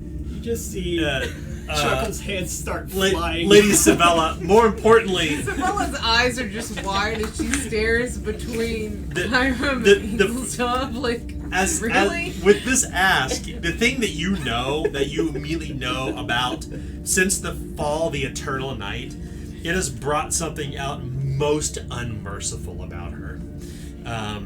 She sees the law as the only thing holding Slaughterpine back from a full descent into chaos. By making swift, violent examples of those who would harm others, she hopes to stop the spread of crime. Since the Eternal Light has fallen, it's like personalities have flipped toward their more, chaotic side, one could say. But you know her to be a very exacting woman, but even more since the Eternal Night. So as Eaglesdove asks this, she needs to make a charm test. And because you are branded and she would hold you in contempt of it, It's flipped to fail. So what you do, it's going to be a routine charm test. Whatever you roll on your percentile dice, you will transpose the values to their worst value possible. So normally when I do that to make it easiest, I use these two. These two? Yeah, and then I arrange them in the worst order they could possibly be. What's your chance to succeed? So I have a 45. And you said what was the difficulty rating? It's routine. Routine. Okay, so 45, 55. Okay, so go ahead and roll them, and then I'll show you what we're talking about. Okay. And so, like, it could be a 45 or a 54, and so when it's flipped to failure, you arrange it for what could possibly be the worst, and see if you could still succeed with the worst possibility. Okay, so I still succeed. Yeah. But Oh, nice. Yeah. She's Yeah, a 54 So by 1. roll low is good, roll high is bad, If and you rolled a still succeed. 19, That's good. though, it would have been 19 or 91. Yeah. Oh, okay. Yeah, you transpose Yeah, the tens. that makes sense. That seems a rather unusual ask. Have you crimes to your name? Petty crimes or bigger crimes? Well, seeing as how we just saved your life, what if no questions are asked and only a pardon is given? She puts the dog Winnie down Maybe- gently on the side of the road, and she produces a small chapbook from the inside of her judge's coat and produces a quill from her hair. And as she flips the journal open, she dips in this tiny little thing of ink and says, "Tell me your names again. I want to make sure I remember your heroic service." As clearly Eaglesdove has pulled the wool over the Order Magistrate's eyes. Will you all give her the same names you gave before? I'll give her my real name this time. I will ask her if are you Yo, bro. will my name sway you either way? I shall remember your name should you come before the Order Magistrate's court, and perhaps an accommodation could be made should it be for petty crimes. But high crimes are another matter altogether, madam. Like, Chuckles is like, you should probably tell her your real name. And then I say to Chuckles, I've murdered a lot of people, Chuckles. I don't think you should tell her my real name. So, haven't I? Yes. Okay. She doesn't know that I've murdered many people, though. So I will go ahead and tell her my real name. So I give my real name. I'm giving my real name now. Okay. I look up at her. I show my neck. And I say, Eaglesdove. She arches an eyebrow upon learning this truth, and she pins your name in. Have you no surname, madam? Simply Eaglesdove? Just Eaglesdove. And what if another Eaglesdove comes wandering into my court? 'Tis dark, my eyes do sometimes betray me with the glaucoma. You certain you don't have a surname? Is this something you're trying to hide? Eaglesdove. Lernus. The Lernus family, Can't say that apple falls that fall from the tree. I know your father. Aramore? That's the one. Hiram Aramore? You know that these rough and tumble types were hanging around Aramore's parlor the last few days, ever since this darkness fell. These streets are mean these days. These river rats, she says, calling them, almost like she had just dubbed them river rats just right now, like she's the one who came down from on high and gave them their name. These river rats, she says. She writes that down as well. River rat. You know, And she underlines it and closes her book and places the chapbook back inside of her judge's robes. you know, Well, here we have the guilty right at her feet. Pray that you do not end up before the Order Court for major transgressions. But I shall remember your names for your heroism tonight. And I shall also remember those who told me falsely. Can't be too careful these times. I was just being, I don't know you, you know me. Well, maybe you know me now, but I just couldn't help myself. I like to go incognito most of the time. Yes. I'm careful. That's what they all say, she says. As for this rat, go fetch the harbor master, she says, raising her eyes toward the sky that's only darkness and not even looking at you in your own. Fetch the harbor master, we shall have him take care of this river rat. Okay. I can take care of the river rat for you right now. Let's find this harbor master. This is not sign language. This is Yeah. Bella turns very slowly and just looks at Ingolstadt like, why? Why? And she goes, You're doing? you know, hey, Wilson, would you mind going to get the harbor master? That'd be great.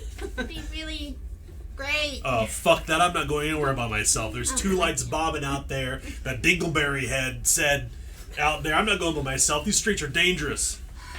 I'll go with you. You and Chuckles, go. I'll pick up the body. Like pants Or we still can around just- the ankle and everything. Take it to the harbor master. How about I stay here with the Order Magistrate and you nitwits go talk to the Harbor Master? Excuse Wilson me. says. You heard me. I got this. He pulls out his sword and tunk. He stands right beside the Harbor Master like he's some sort of big damn hero. Charming as always. Look, I've had a bad Hero. fucking night. He repeats for the 5th time. Fine. Guess I'll go to the harbor master. Yeah. We'll go with You you. go. Yeah, we can all go. I got this. I'll, He kind of gives a knowing wink to the Order Magistrate, and she simply kind of keeps her arms crossed, judging him where he stands. You all feel a bit judged, despite the fact that you just saved this judge's life. Judgy Judgersons. Judging She's the boss, Applesauce. So that all of you are going to go down toward the harbor. What about the lights you saw in the darkness? Yeah, what are you gonna do with that? Is that not They're towards gone. the harbor? They said that was kind of. They are kind of toward the harbor. It's funny you should ask. Go that way. I still like to look. I got your back. Wilson says, nobody's going to get past me over here. I can see everything. Thank you. Let's take a quick 5-minute break for listeners, viewers. We'll be back in literally a second because we're pausing the recording. I'm looking. Okay, so we're back. So you're going to be clear, you want to head down toward the dockyards where you kind of saw the bobbing lights. Is that where you want to go first? Okay. That's where I want to go. Okay. So the Order Magistrate, Evelyn Goodchild, is standing with Wilson. I called him Wilson Phillips last time. Wilson Thornton. Wilson. Wilson. Wilson. There's so many Wilsons.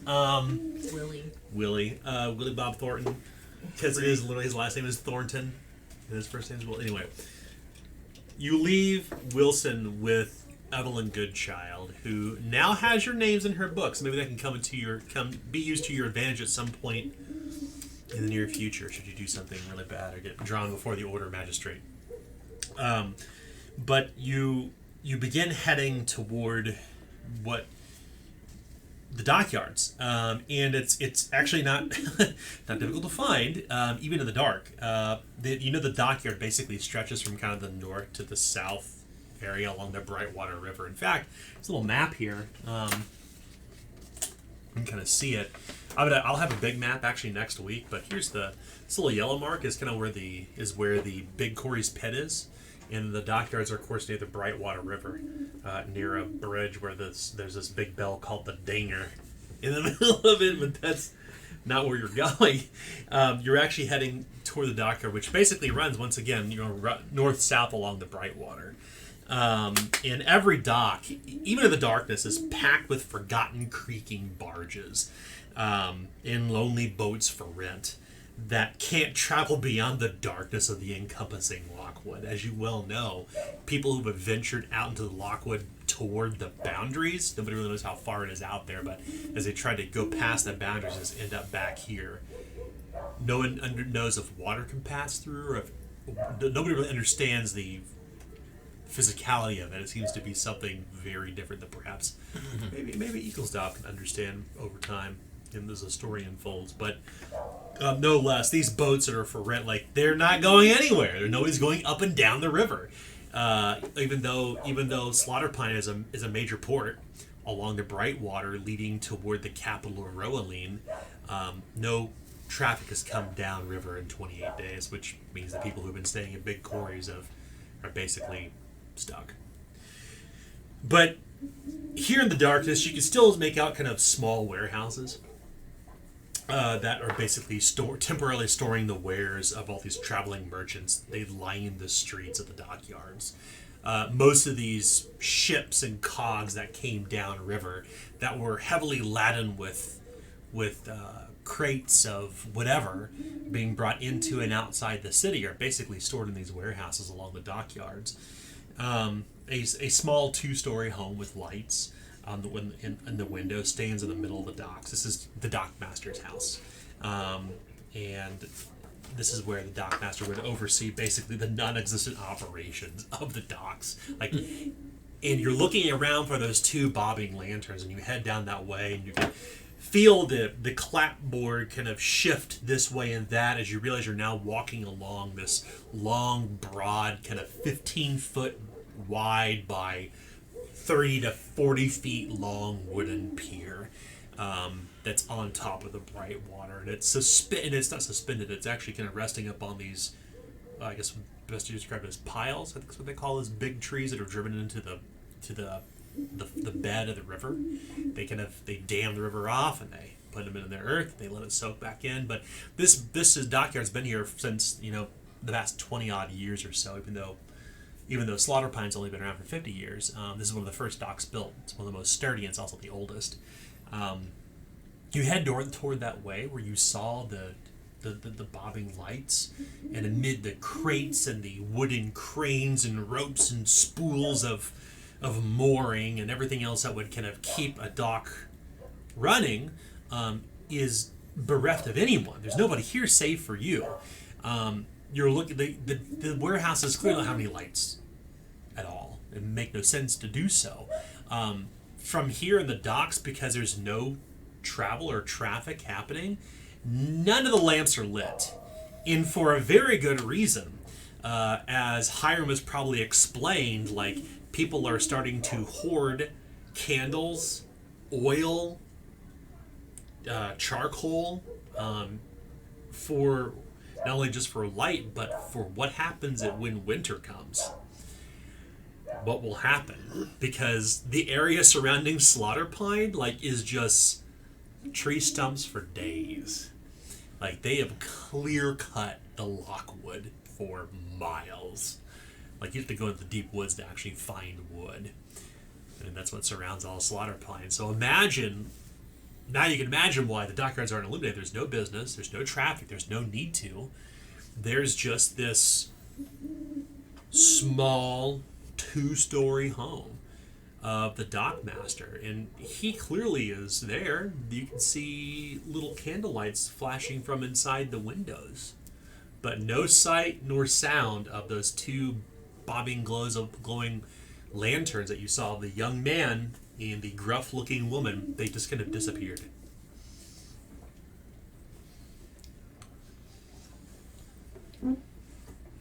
I saw it. Young man, grown woman, older woman. You want to lower that a little bit, Adam? Sure, I'll lower it this much. Hey, young man and gruff older looking woman. Yes. He's not here, but I saw.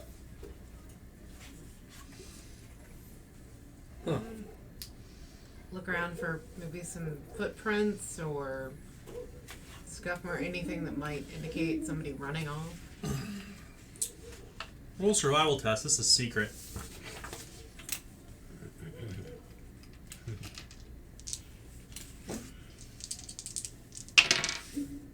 I rolled a 16. I have a 53. Want to keep that? Yeah, I think so. Okay. Well, you begin kind of plodding along the docks, and you can see there's some muddy boot prints here and there, clearly of someone who's been patrolling. Strangely enough, who would patrol an abandoned dockyard? That seems a bit at odds with what you're seeing here. But you do identify where the boot prints are going. It's just one set of boot prints. You said there was two? You thought you saw two at least? No think. Maybe they walk in single file to hide their numbers. I don't get it. When we walk onto the field, we walk in like a single file line. So Why are you hiding your numbers? I don't know why they would be, but so that way they don't know how strong you are. I don't quite understand where you're coming from with this. I mean, it was a long, long way away from maybe the joke I was wanting. Did I just ruin it? I did. I don't know. You're welcome. It's okay. I don't understand. Me neither. What's so funny? I don't understand either.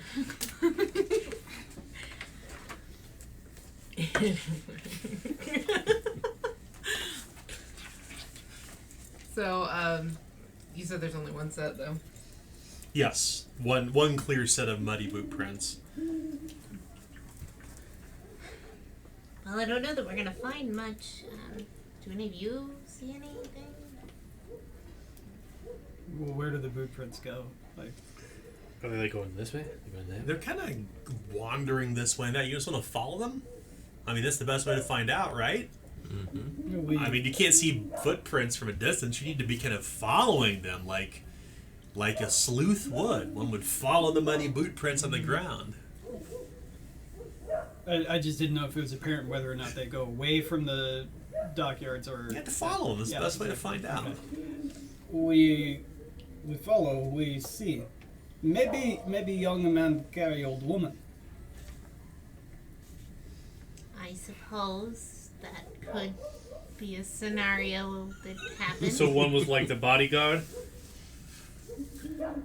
Be my bodyguard. Like they would carry him to protect him?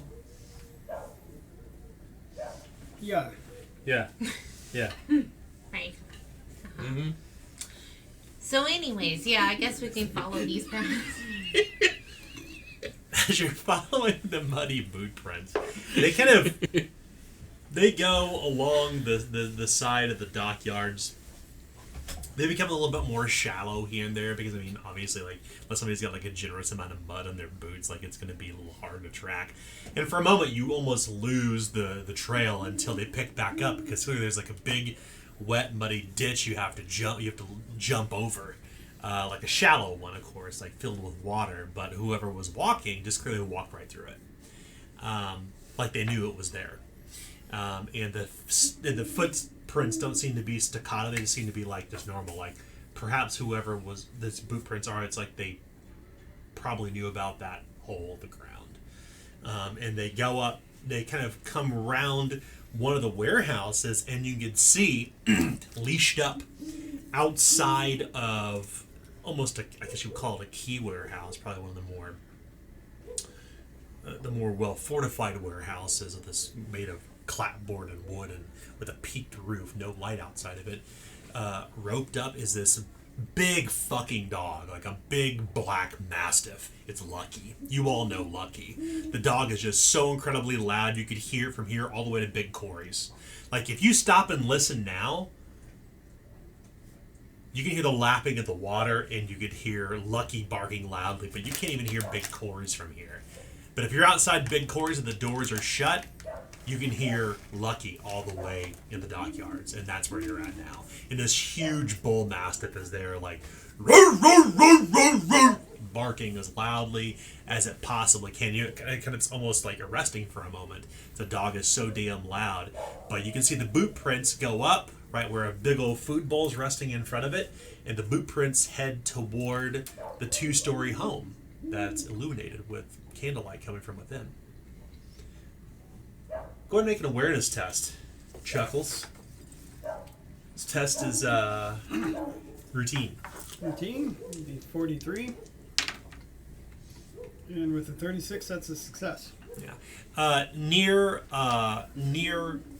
Lucky's, where he's tied up, you can see a pretty generous collection of old, colored like old brown medicine bottles, but they're clearly narrow whiskey containers, whiskey decanters, all empty, just kind of resting and laying up on one another near the dog. Look like the dog have lots of fun. As I point out the whiskey containers.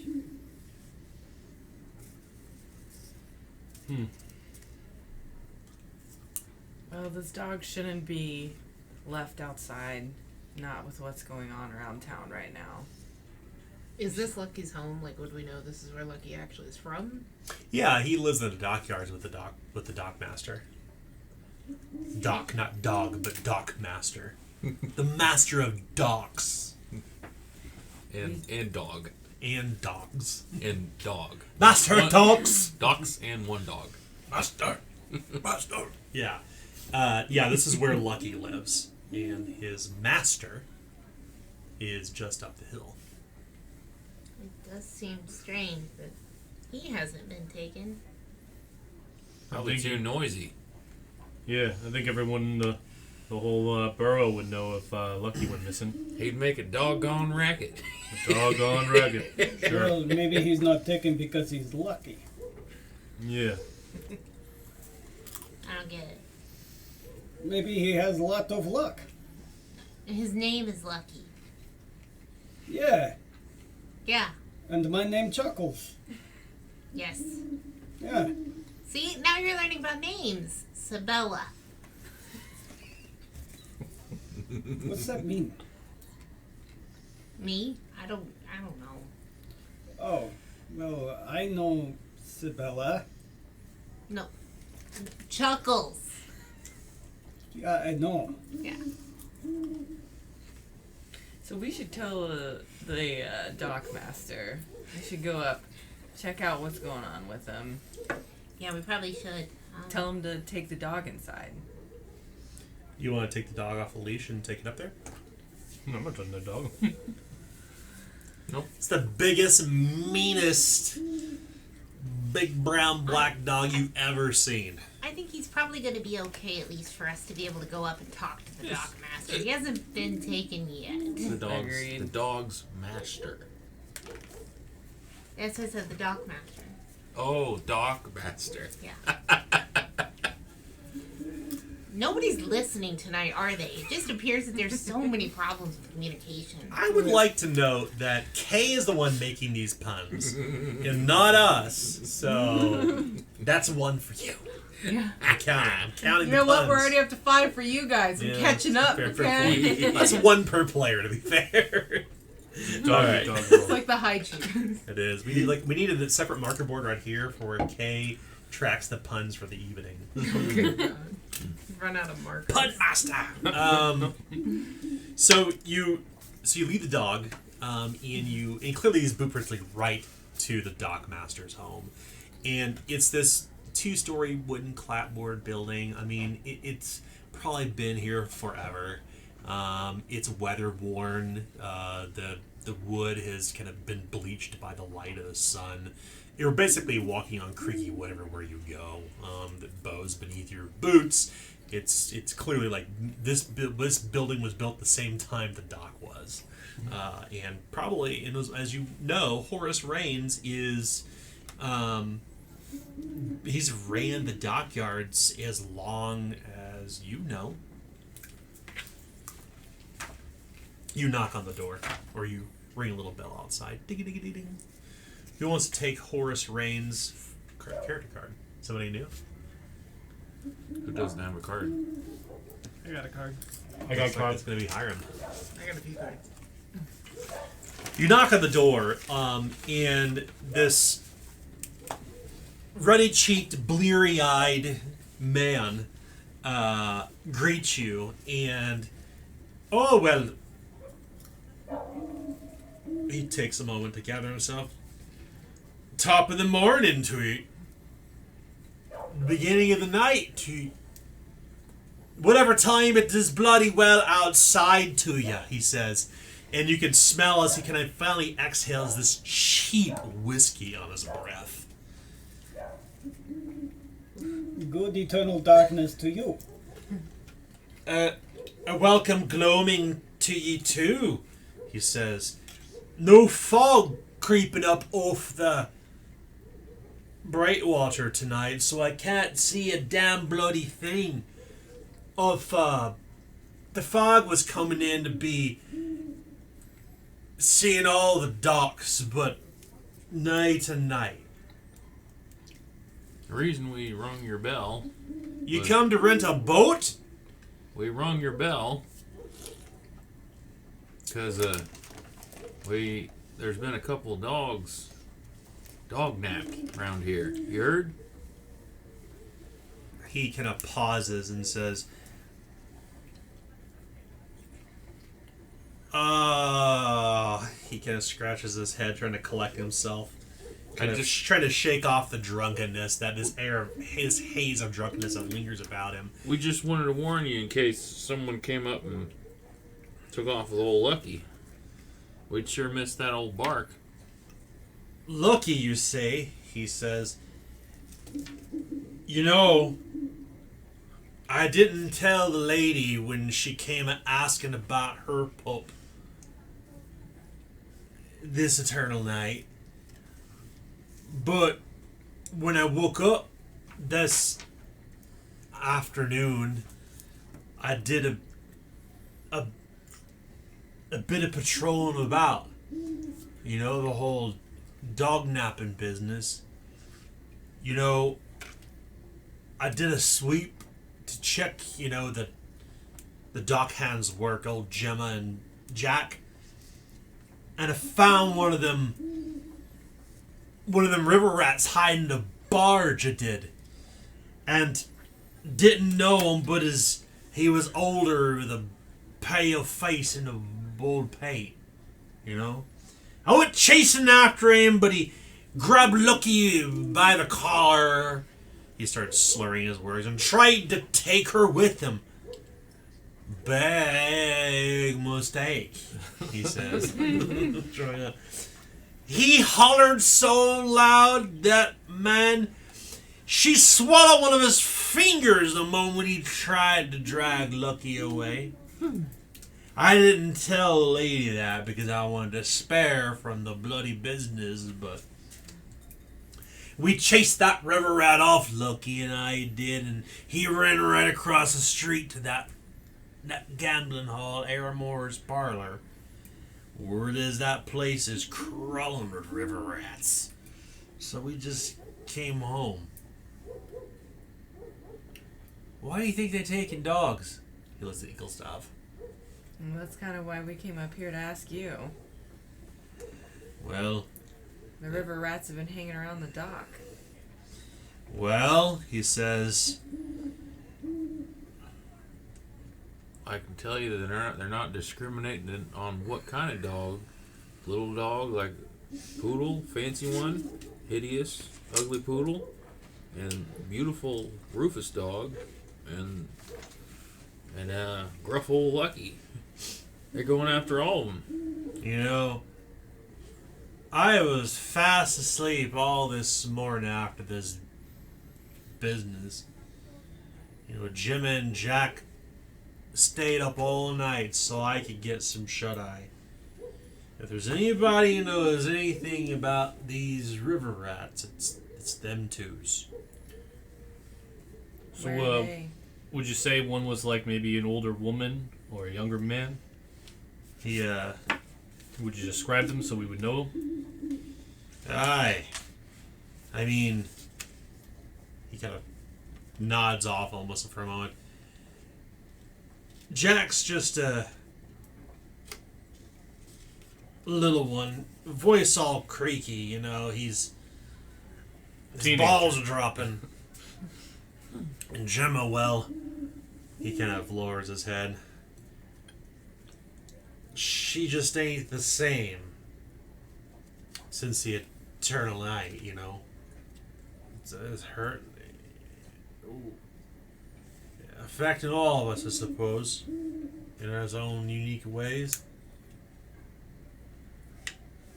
What do you mean she's not the same? She's a tough old bird, that one. She's a Venturus, he says, like it's some name you should know, but you don't. Like, it makes no sense to you.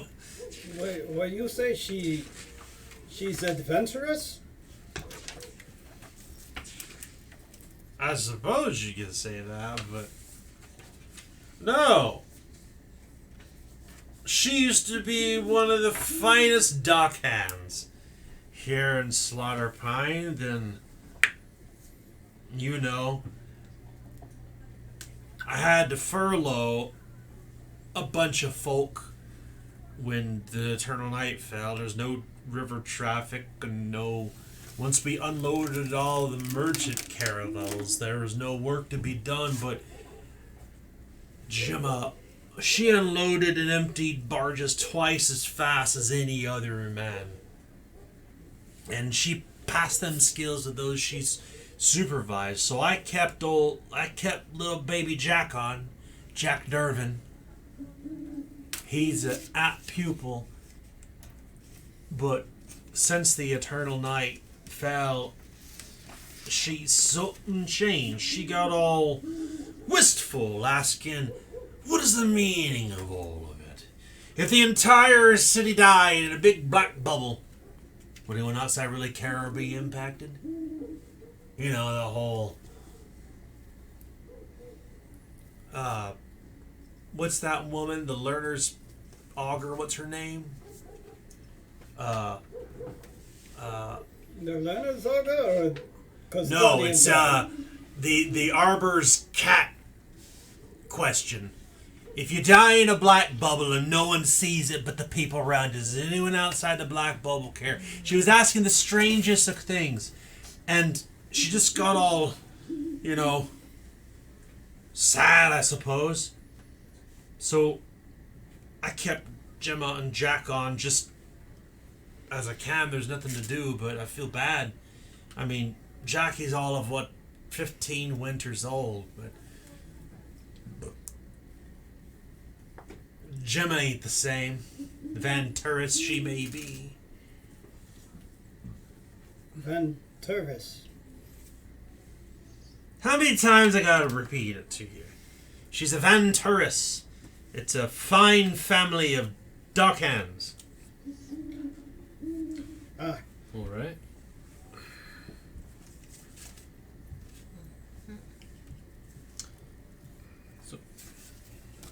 So whereabouts will we be able to find these two? Well, they should be on... He turns around and pulls like a wooden clipboard out that's tied with a piece of twine with a little bit of like a sharpened stick that's been dipped in mud. I see that there are only two people on the roster. They're out there patrolling, he says. I'm supposed to be getting some shut-eye. I mean, it's almost a witching hour. You know, curious thing about the witching hour, if you ain't got no stars or moon to see by, every hour is the witching hour. I mean, bad things can happen all the time. See, Maybe Gemma does have a right of it. I like to think of it in a more positive manner. It's 5 o'clock somewhere, so it's 5 o'clock everywhere. Look, I tell you what, ever since this Eternal Night business fell, river rats coming in here, hiding from the night watch and empty boats from time to time. Shaking down businesses for protection, what protection we need. So instead of loading cargo like these whelps used to do out here in the cargo yards, now we just have to chase the scum off the docks. Shame too. Many of them old, I'm sure many of them are people who worked here before, but there's no work to be had in old Slaughter Pine anymore, he says, kind of looking off in the darkness. So yeah, in the midst of the witching hour, every hour, these sons of bitches take to crime. He nods, certain of himself. So, Do you know their path that they take while they're doing their patrols or whatever, Jenna and Jack? Oh yeah, they just go down that way, and then a bit that way, and then come back. I mean, mostly what they've been doing over the past, steward knows how many, or custodian knows how many days, but making sure everything's tidy as best one can. You know, when the sun comes back, it's gonna come back. The morning. When the rightful morning comes, keeping things tidy, chasing off river rats if we see them in the barges hiding from the night watch, reporting them up. But for the most part, they just go that way and turn around that way down there in the dark. He's pointing at the pitch. It's pitch black out there. He's just pointing at it's pitch black. He turns around somewheres down there and then winds their way back up the Brightwater. They walk it all the way, the end of the docks and back. They walk almost all the way to the Dinger, he says. So if we just go the opposite direction, counterclockwise or the other way, we'll run into them quicker. Cattywampus, Stragalaggy, however you do it, is probably the right way. Well, yeah, let's, we need to find them. Looks like the, Order Magistrate might have had some issue, so, need somebody to take her home. Lady Goodchild. Yes. Oh, yes. yeah, the Sap is rising. She is a looker, that one. You know, back when I was young. You know, I think, we should leave you to your drinks. You know, it's getting to your time to rest, right? So we should probably head out, right? Are you sure you don't want to just come in? I would make some love tea. To, but we've got Have some you things to do. any pennies for a fellow drunk? He says, that's a rude thing to say. Don't you think? Just because I'm courting the spirits of the Night Father and the damned eternal darkness, I'm a drunkard? I got business to attend to here in the dockyards. Are you calling old Horace Raines a drunkard? I'm an upstanding citizen of Slaughter Pine. He starts close talking Hiram. I never called you a drunkard. I called you a drunk. Well, I may be like 10 pisses in a sheet, or as they say, flying in the water. I don't know. I am drunk. That's why I'm asking. He digs into his pockets and he pulls out 3 brass pennies. You spend them in big quarries, and I'll give these to you. And he puts them in your hand before you can answer. You sure you don't want to come in? I can make some tea. It's a bit nipply out. I appreciate your hospitality, but I feel like we probably need to find Jack and Gemma. And, you know, he's got to go spend his money now at the big quarry, right? Right? Yeah. All right, then. Well, good eternal night to you. Mm-hmm. Don't spend it all in one place.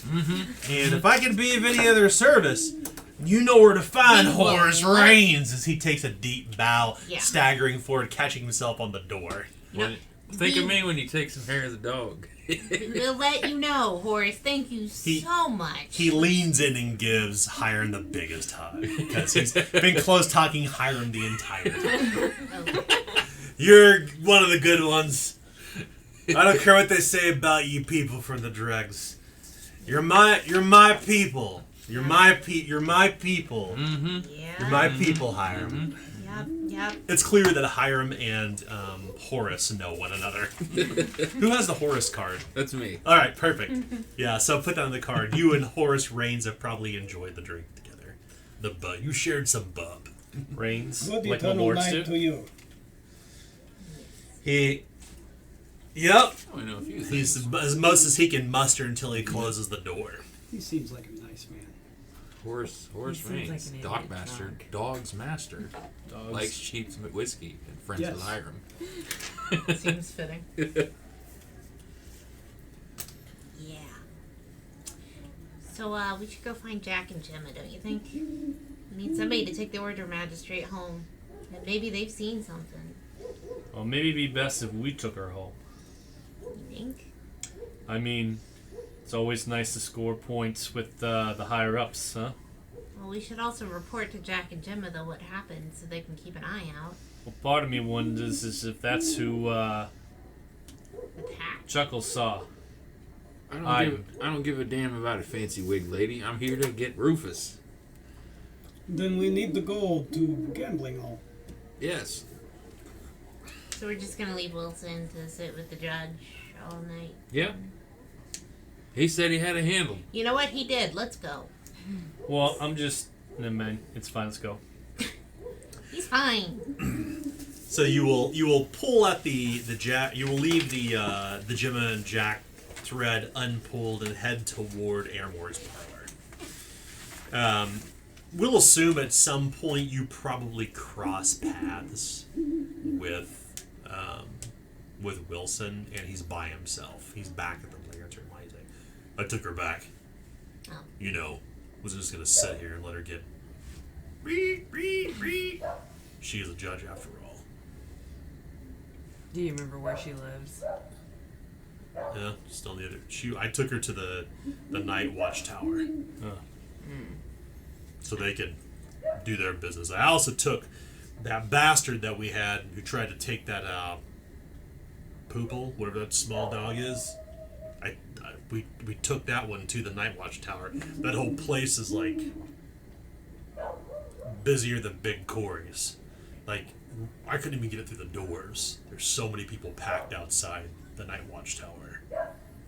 Like, arrested? Or like... Yeah, the fucking night watch. Like, I'm 100% serious. They were marching around in full plate armor. Next to their tower? Yeah, that's real great. Why weren't they out here? Good question. I saw a horse, no wagons. Wait, I did see the night watch wagon inside the garage, but they were all armed to the teeth, like they were expecting something bad to happen, but they were all just in disarray. Did you tell them that we had a rat problem here in the dock district? And they said, yeah, take a number. All right.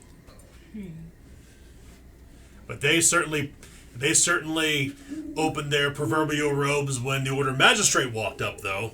Well, that's Sure right as rain. Good thing we left our names with her. Yeah. Winks. Night's Watch and Disarray. Our names in the book. Seems The like good a night ripe for mischief, if you ask me. But we got things to attend to. Yeah. So you want to head to Aramore's parlor in that case? Anything you wish to do in between? As you're walking, you notice Eaglesdove has got a very pronounced limp. Oh. Her leg has not yet been treated. It is she has a busted kneecap. Before we go, I gotta stop at Whiskey and... Sawbones. Whiskey Tango. Yeah, she's got to go see Dr. I Drake. gotta see the doctor. I'm not gonna make it if I don't go. Oh. I mean, I only got a little severe bleeding going on. It's fine. Little. Yeah, we should probably go. What about you, Chuckles? What about me? Are you hurt? No. Are you pretending you're not hurt so that you sound like a badass? I no hurt. Okay. I tell you if hurt. Okay. I look hurt too if I hurt. That is true. People who are hurt look hurt. No, no. We get bandage or even tool of doctor. I can fix sometimes. Okay. I, Yeah, I suppose we should go over to the doctor. Maybe, though, if we're gonna go that way. Well, no, let's go ahead. You know that Whiskey Sawbones is like almost halfway across Slaughter Pine. anyone have Is there any other animal mender or anything near? Not that you all know, just Dr. Drake. I suggest when we do stop by Dr. Drake, we pick up Doctor bag. Okay. Well, we could also grab Isla on the way over. She needs to visit him, too. Mm-hmm. So we go to gambling hall, then Dr. Drake, or we go to Dr. Drake and then... I'm not gonna make it in the gambling hall if anything goes down. I gotta get to the doctor first. Yeah, you gotta get that knee looked at. Sooner than the better. I take a closer look. What damage condition track are you on? Seriously wounded. Seriously? Look pretty serious. So, big quarries, then doctors, then casino? I guess so. I hate to lose a lead, but I mean, the night's still young. the night's still night. Is there really a young at this point? We can. Lester, you seem to recall seeing Dr. Drake at Big Corey's pit. There's a big fight. Remember the big fight tonight? There's Nevik the Ogre and Trent Resnick fighting in the pit. Actually, now that it comes to memory, Dr. Drake might actually be at Quarry's because of the fight. Oh, He might be the one that patches him up. It's a good idea going back there. you know, and I bet Isla probably has a medical kit we could get. I could take a look around the gambling hall while you're at it. If you want to do some reconnoitering of the rim, Yeah, I got an idea. Hiram takes out the river rat belt buckle, and he wants to make use of his stage kit to disguise himself as a river rat. When you go to Big Corey's, But when I go to the gambling hall, you're going to go by yourself? Mhm. Okay. Split the party. Are you sure you want to do that? You can do it. But are you sure that you all want to do that? if everyone else is okay with me doing it, I'll go. But Maybe Wilson should go with you. if El Capitan says no, then I won't. Fuck that. I'm here for Isla and the dog. I don't go into gambling halls. You fucking know that. You weren't here, but you know that one of Wilson Thornton's one of his most embarrassing secret that you all know about is that he was an inconsummate gambler. Well, I'm not fucking going to that place. I spent enough money there in my time. well, you've been there before, right? Yeah, my cousin runs the place. Well, then why are you... It's been a few weeks. Because it's filled to the brim with river rats. It's not like he's out on the floor every second. Okay, well... so I mean, if you want to go, I ain't gonna stop you. But I mean, be careful if you're gonna do it. But obviously they need treated. Not gonna do any good if you lose your leg. I mean, well, maybe. the place is right next door. If anything happens, then I'll just run into the next. Leg and foot is quite different. I don't know. Maybe it's not serious enough to lose a whole leg. I'm not a healer. All I know is it looks pretty serious. Right. Well, I guess just be careful. And we'll be over shortly, hopefully. Mm-hmm. Well, let's go quickly. So, to be clear, Hiram is going to go to Aramore's parlor by himself, and the rest of you are going to go to Big Corey's. Knowing the danger, you willingly put your friend and you will gain 6 corruption. Hiram does not. Starting this off. Back at, we'll flip to Big Corey's. As you come in, the place is of course fairly rowdy. Not surprising because it is, after all, it's a tavern party at Big Corey's. It's very busy, and of course in the pit,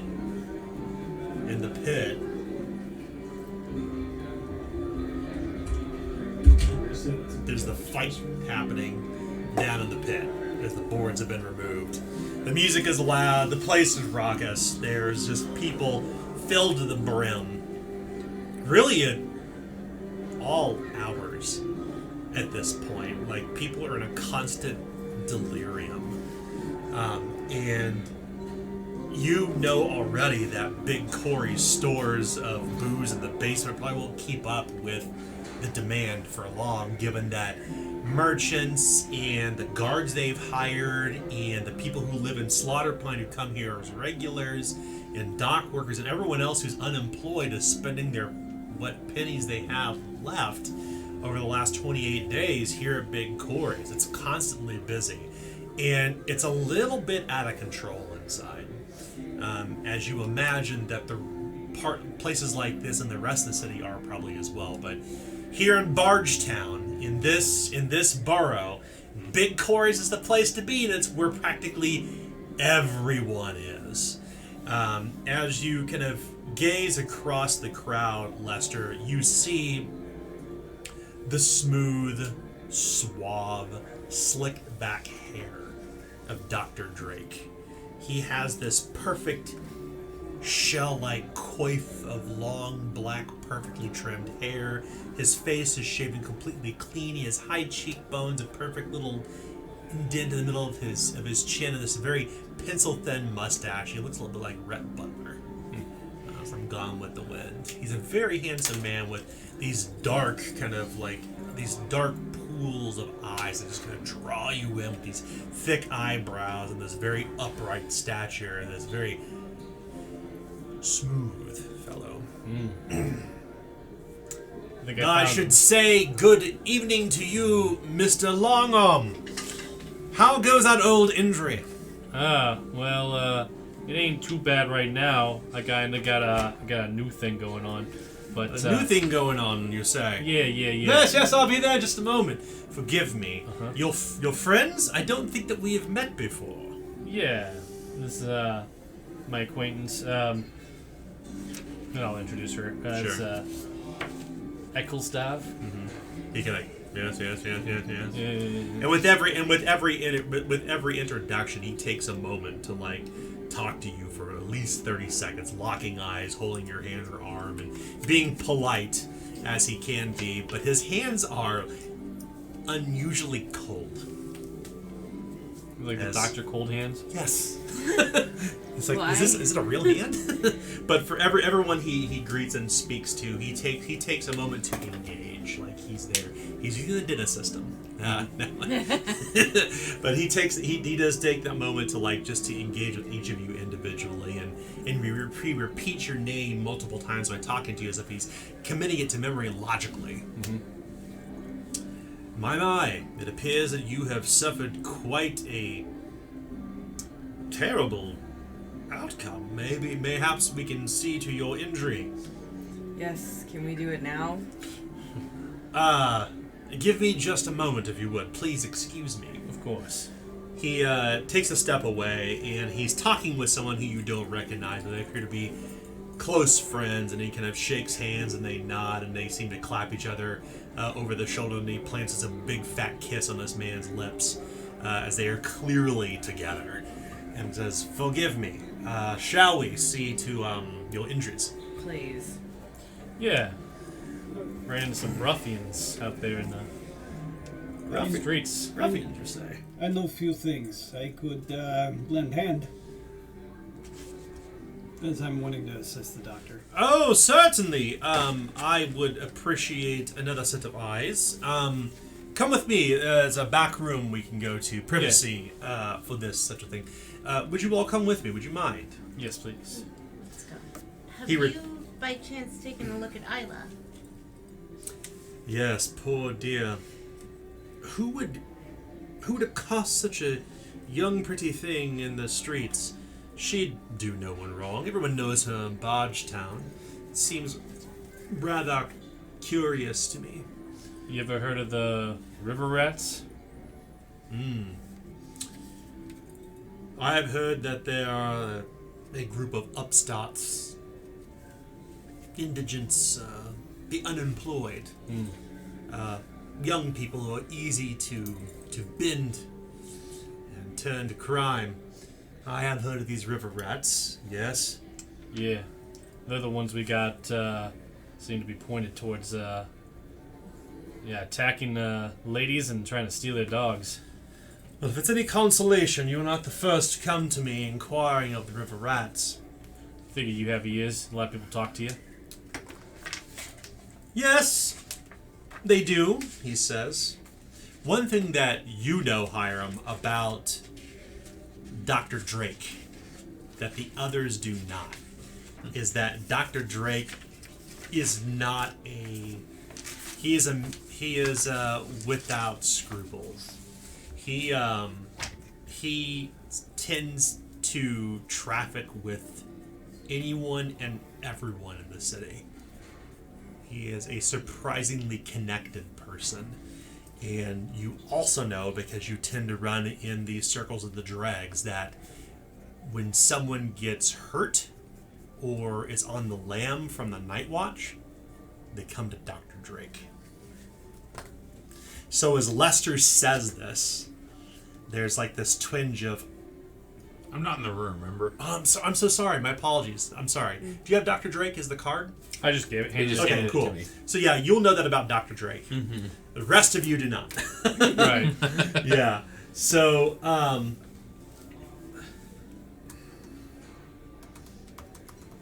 update something real quick. Yeah, so Dr. Drake is, yes, I have indeed heard. It's most sad. You know, most of the people that I attend to are actually from the dregs, he says, as he's kind of examining your leg. Oh my dear, this is terrible. He will administer a dose of tincture to you as you gain one corruption, as you feel the drug kind of course through your veins. And this is when you basically ignore the impact of the injury for 24 hours as he will begin his work. Am I high? Oh yeah, you're absolutely so imagine tincture basically makes all the pain go away. Like from a mechanic's perspective, you can ignore the impact of any injury for 24 hours. But it is morphine. Yeah, you're seeing double. Her eyes are dilated. I mean, it is a drug. All healing in Zweihander is done through drugs and administration of a barber surgeon, which is what Dr. Drake is. But Dr. Drake in particular tends to the people with the dregs. I tend mostly to the people, to those who society ignores. My work is, I am certainly somewhat overworked, but I am very proud of the work that I do. Yeah, you've patched me up a number of times. Appreciate that. Yes. There was a time that I served with, that I did serve Layla Poole. Old Lady Layla Poole, yes. I was one of the sponsors of the Timberwolves, or the sponsor of the Timberwolves, if you will. Oh yeah. I remember there was one play, it was 246 Summer in Surga Fields when you threw that 30-yard pass. Oh yeah. And then you got decked right in the face. Oh man, yeah. I think we extracted 2 teeth that day. Yeah, I mean, I know, like my tongue goes to where those teeth were. Like, oh yeah, those two. I think it was those two. Forgive me, young lady, if I reminisce a bit with my favorite blitzball player. Yes. Eagles Out looks over to Chuckle and says, Chuckles, you're crazy. You're fucking crazy, but I really like you. I just want you to know that. You're fucking crazy. Like you say that out loud. Yep.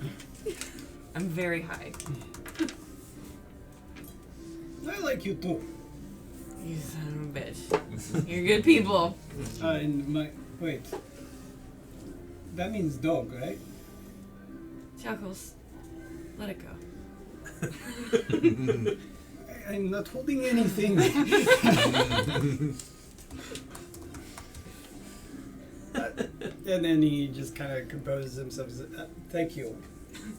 And then I look up at Dr. Drake and I'm like, you're so good looking. Well, I do take pride in my appearance. I am, you know that I turned 55 this year. Wow, that's like kind of old. Well, you know, my father spent some time with the Statira Druids. And, in some ways, I suppose you could say it was foundational to my practice. The use of ointment and unguents from the Lockwood. There's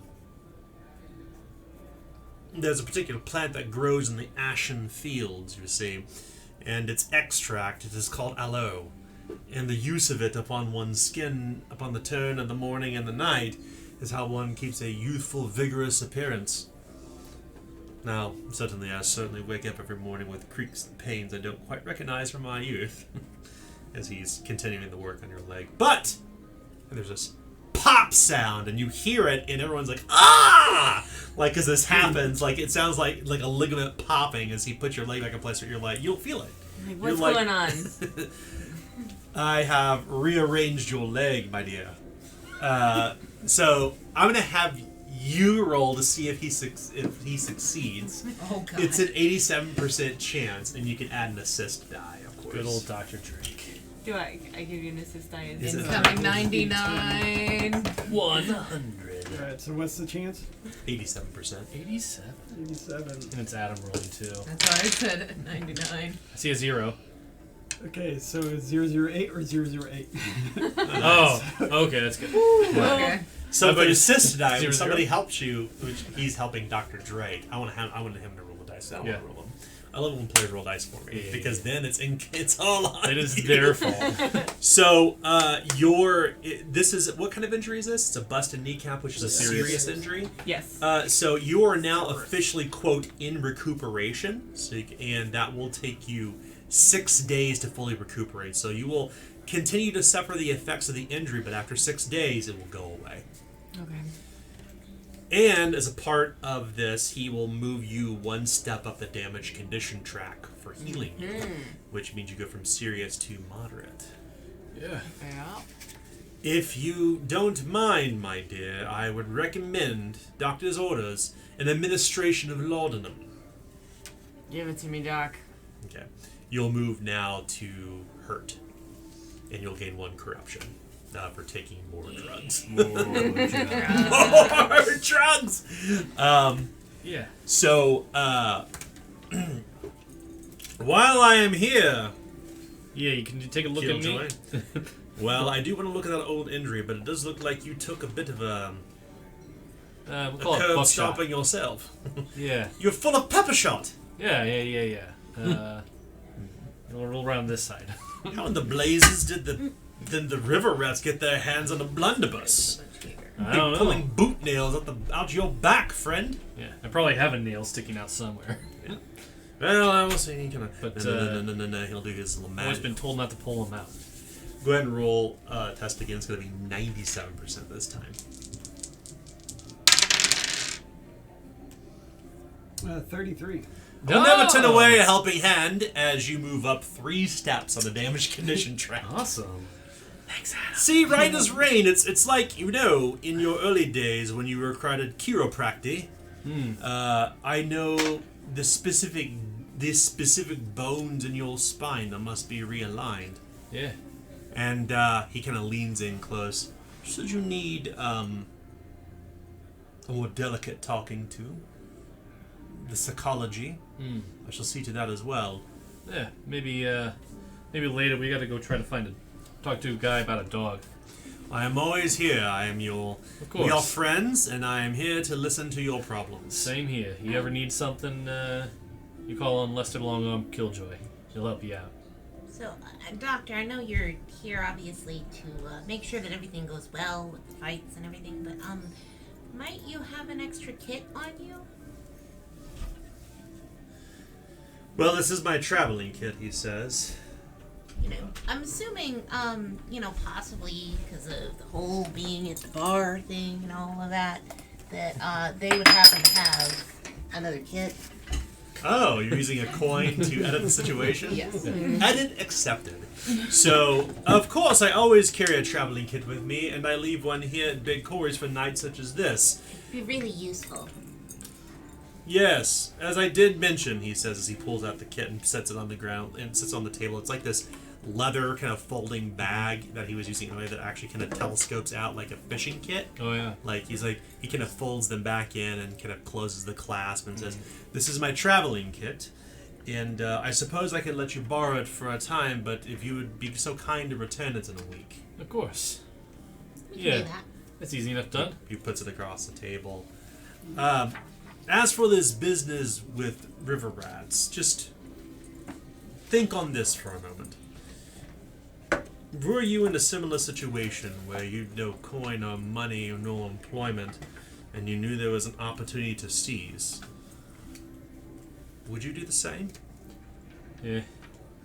He leaves off on this note, Yeah. and we're actually going to close up the session tonight. Okay. So first off, we played for almost 3 hours, so it's 75 reward points. 75 reward points. And I think tonight we've got some corruption. Oh, yeah. Hell yeah. We got corruption galore. I think we got some. So first session.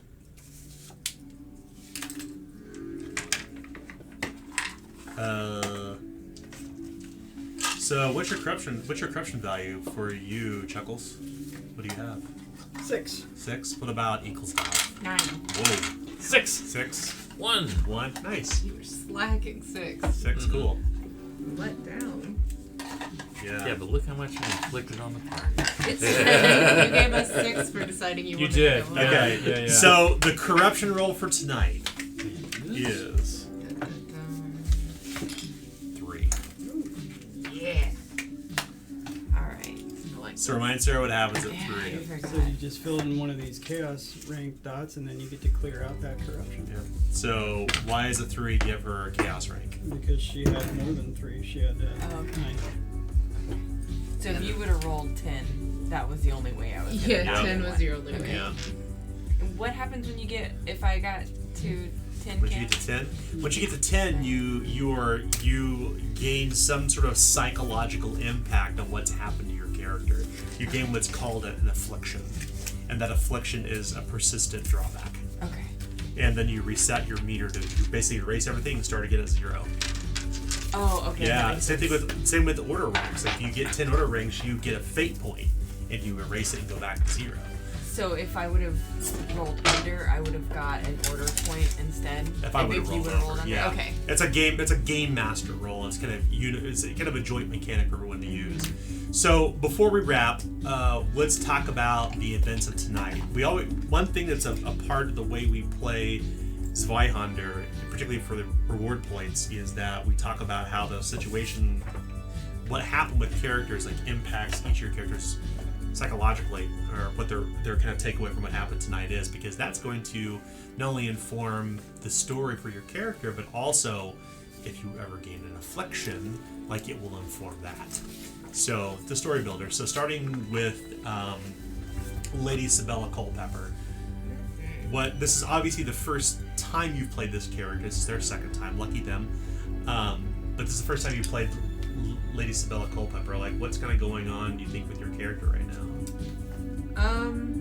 She's kind of, I think she's one of those people that has like 100 plans going on in her head, and she's, a part of her military training was probably for her to learn like different avenues of where different actions can lead. So she tries to think those through.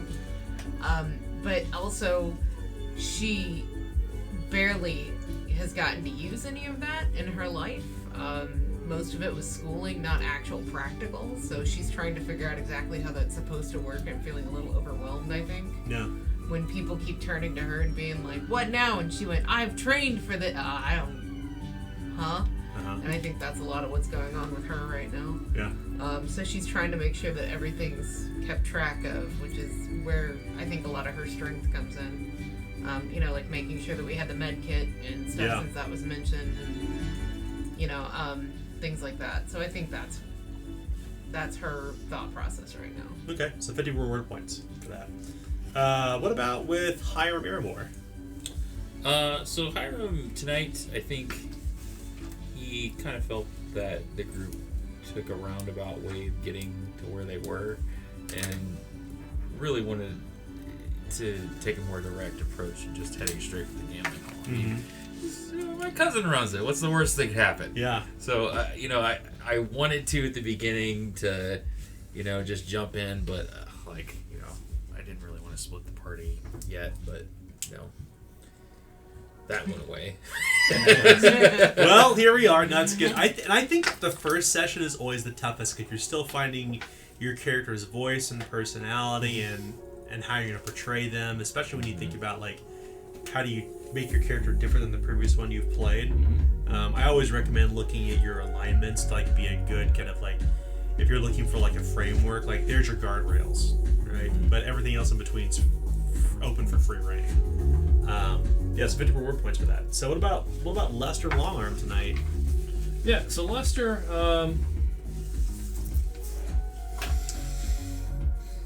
I mean, he's I'm trying to play him to where he's not as smart as I am because he has an intelligence bonus or an intelligence of 33. So I'm like, okay, I don't want to make the suggestion because, like, I feel like I have a smart idea and I'm like, don't say that. But yeah, because Lester right now, he's just trying to like not snitch on what these guys did.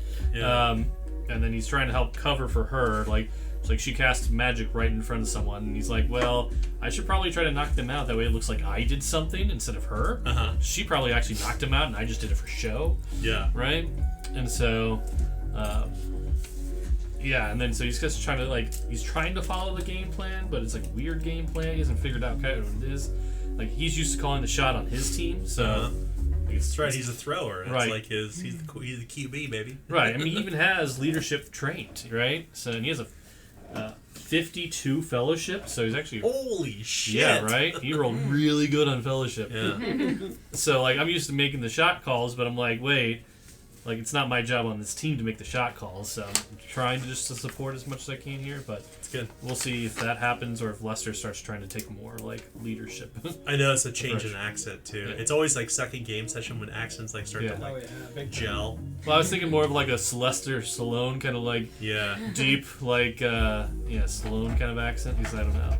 Because I thought about doing, like, a southern, like, my name's Lester. Yeah. Lester Long Arm Killjoy. I was like, I don't know, I've done that before. I don't know. Maybe, I don't know. Like, I'm always just trying to figure out. Yeah, that's good. 50 reward points. What about Eaglestaff? Alright, so Eaglestaff is feeling pretty down right now because Eaglestaff's thinking, this is my time. Like, the stars are gone, so I can do all these great things, but she's honestly kind of failing at every turn. She got into the fight and got seriously injured. You know, when she tried to use her other magic earlier, it didn't work. So she's just feeling like a burden on the group because of her injuries, and it just doesn't seem like this is the path that she was supposed to be on. Make the sacrifice. So I know. So she's thinking that she needs to call maybe onto some of her gods to lead her in the right direction. Yeah, that's good. Yeah. It's 50 reward points. So, real quick note, next game session, you should spend your reward points in your next advance, and you should be sure to choose your new spell, too. Well, I thought that Okay, so how often do I do a spell? Do I get a spell? Well, that's a good question. 'Cause I picked one. Because did you pick one for last game? Yes. Okay. I have one. This is a good question. How often do we want to do spells? I would say every 2 advances. So if you got one last game session, you won't get one this session, but you win the following session. So you have basically a new spell Okay. every other session, just to kind of put some options in front of you. Because I think expanding your options will help you kind of get a better grasp of the system. And then when it comes to intermediate tier, when you move to your next profession, we'll throttle that back. Okay, cool. Yeah. All the spells. So last but not least, Chuckles. Chuckles is having a hard time, like as usual, blending in because he is from a completely different culture. But at least he's got people who care enough about him, and they know he's not from around here, but they aren't like putting 2 and 2 together that he's not even human. So he's having a hard time communicating, but he has one person that he can communicate perfectly with, and who just told him that he's crazy, but he's awesome, basically. And so he left the night off of like feeling accepted by someone finally. Yeah.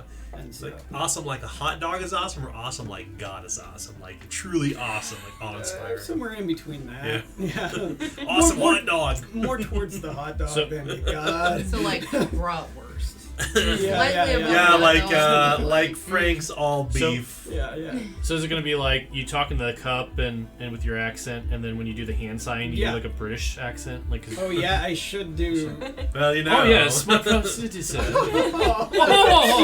A very fastidious examination of the situation. Yeah. You foppish with your. I think it's kind of interesting Yeah, because actually, that's a good idea. if you think about like if we think about characters who don't understand like the common tongue, in this case Ald, but they can speak perfectly in their native tongue, which is still sign. Like that's an interesting kind of play.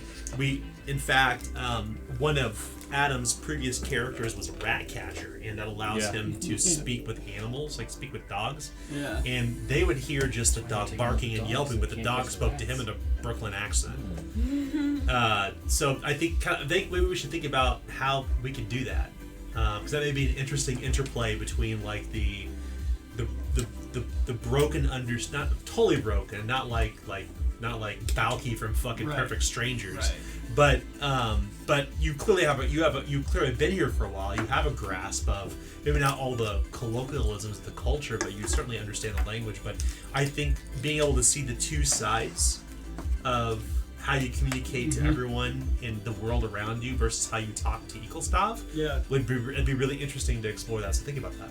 Yeah. No, I did briefly for a moment at the beginning of tonight think about changing the way I talk and everything because of that 7C game we played with Jeremy, where I did play someone who spoke a broken English, but then when we found someone that spoke the same language, I was very I had a much bigger vocabulary. Very eloquent, yeah.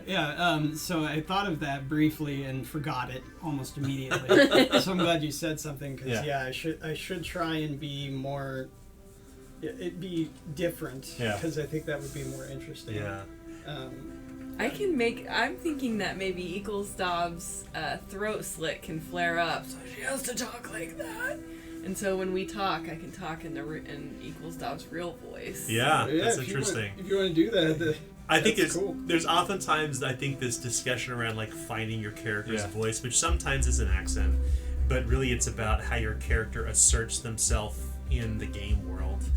And I think, just as a reminder, like look toward your alignments. Those are really good guardrails to look at as how your character will react, like in very extreme situations. They go one way or the other.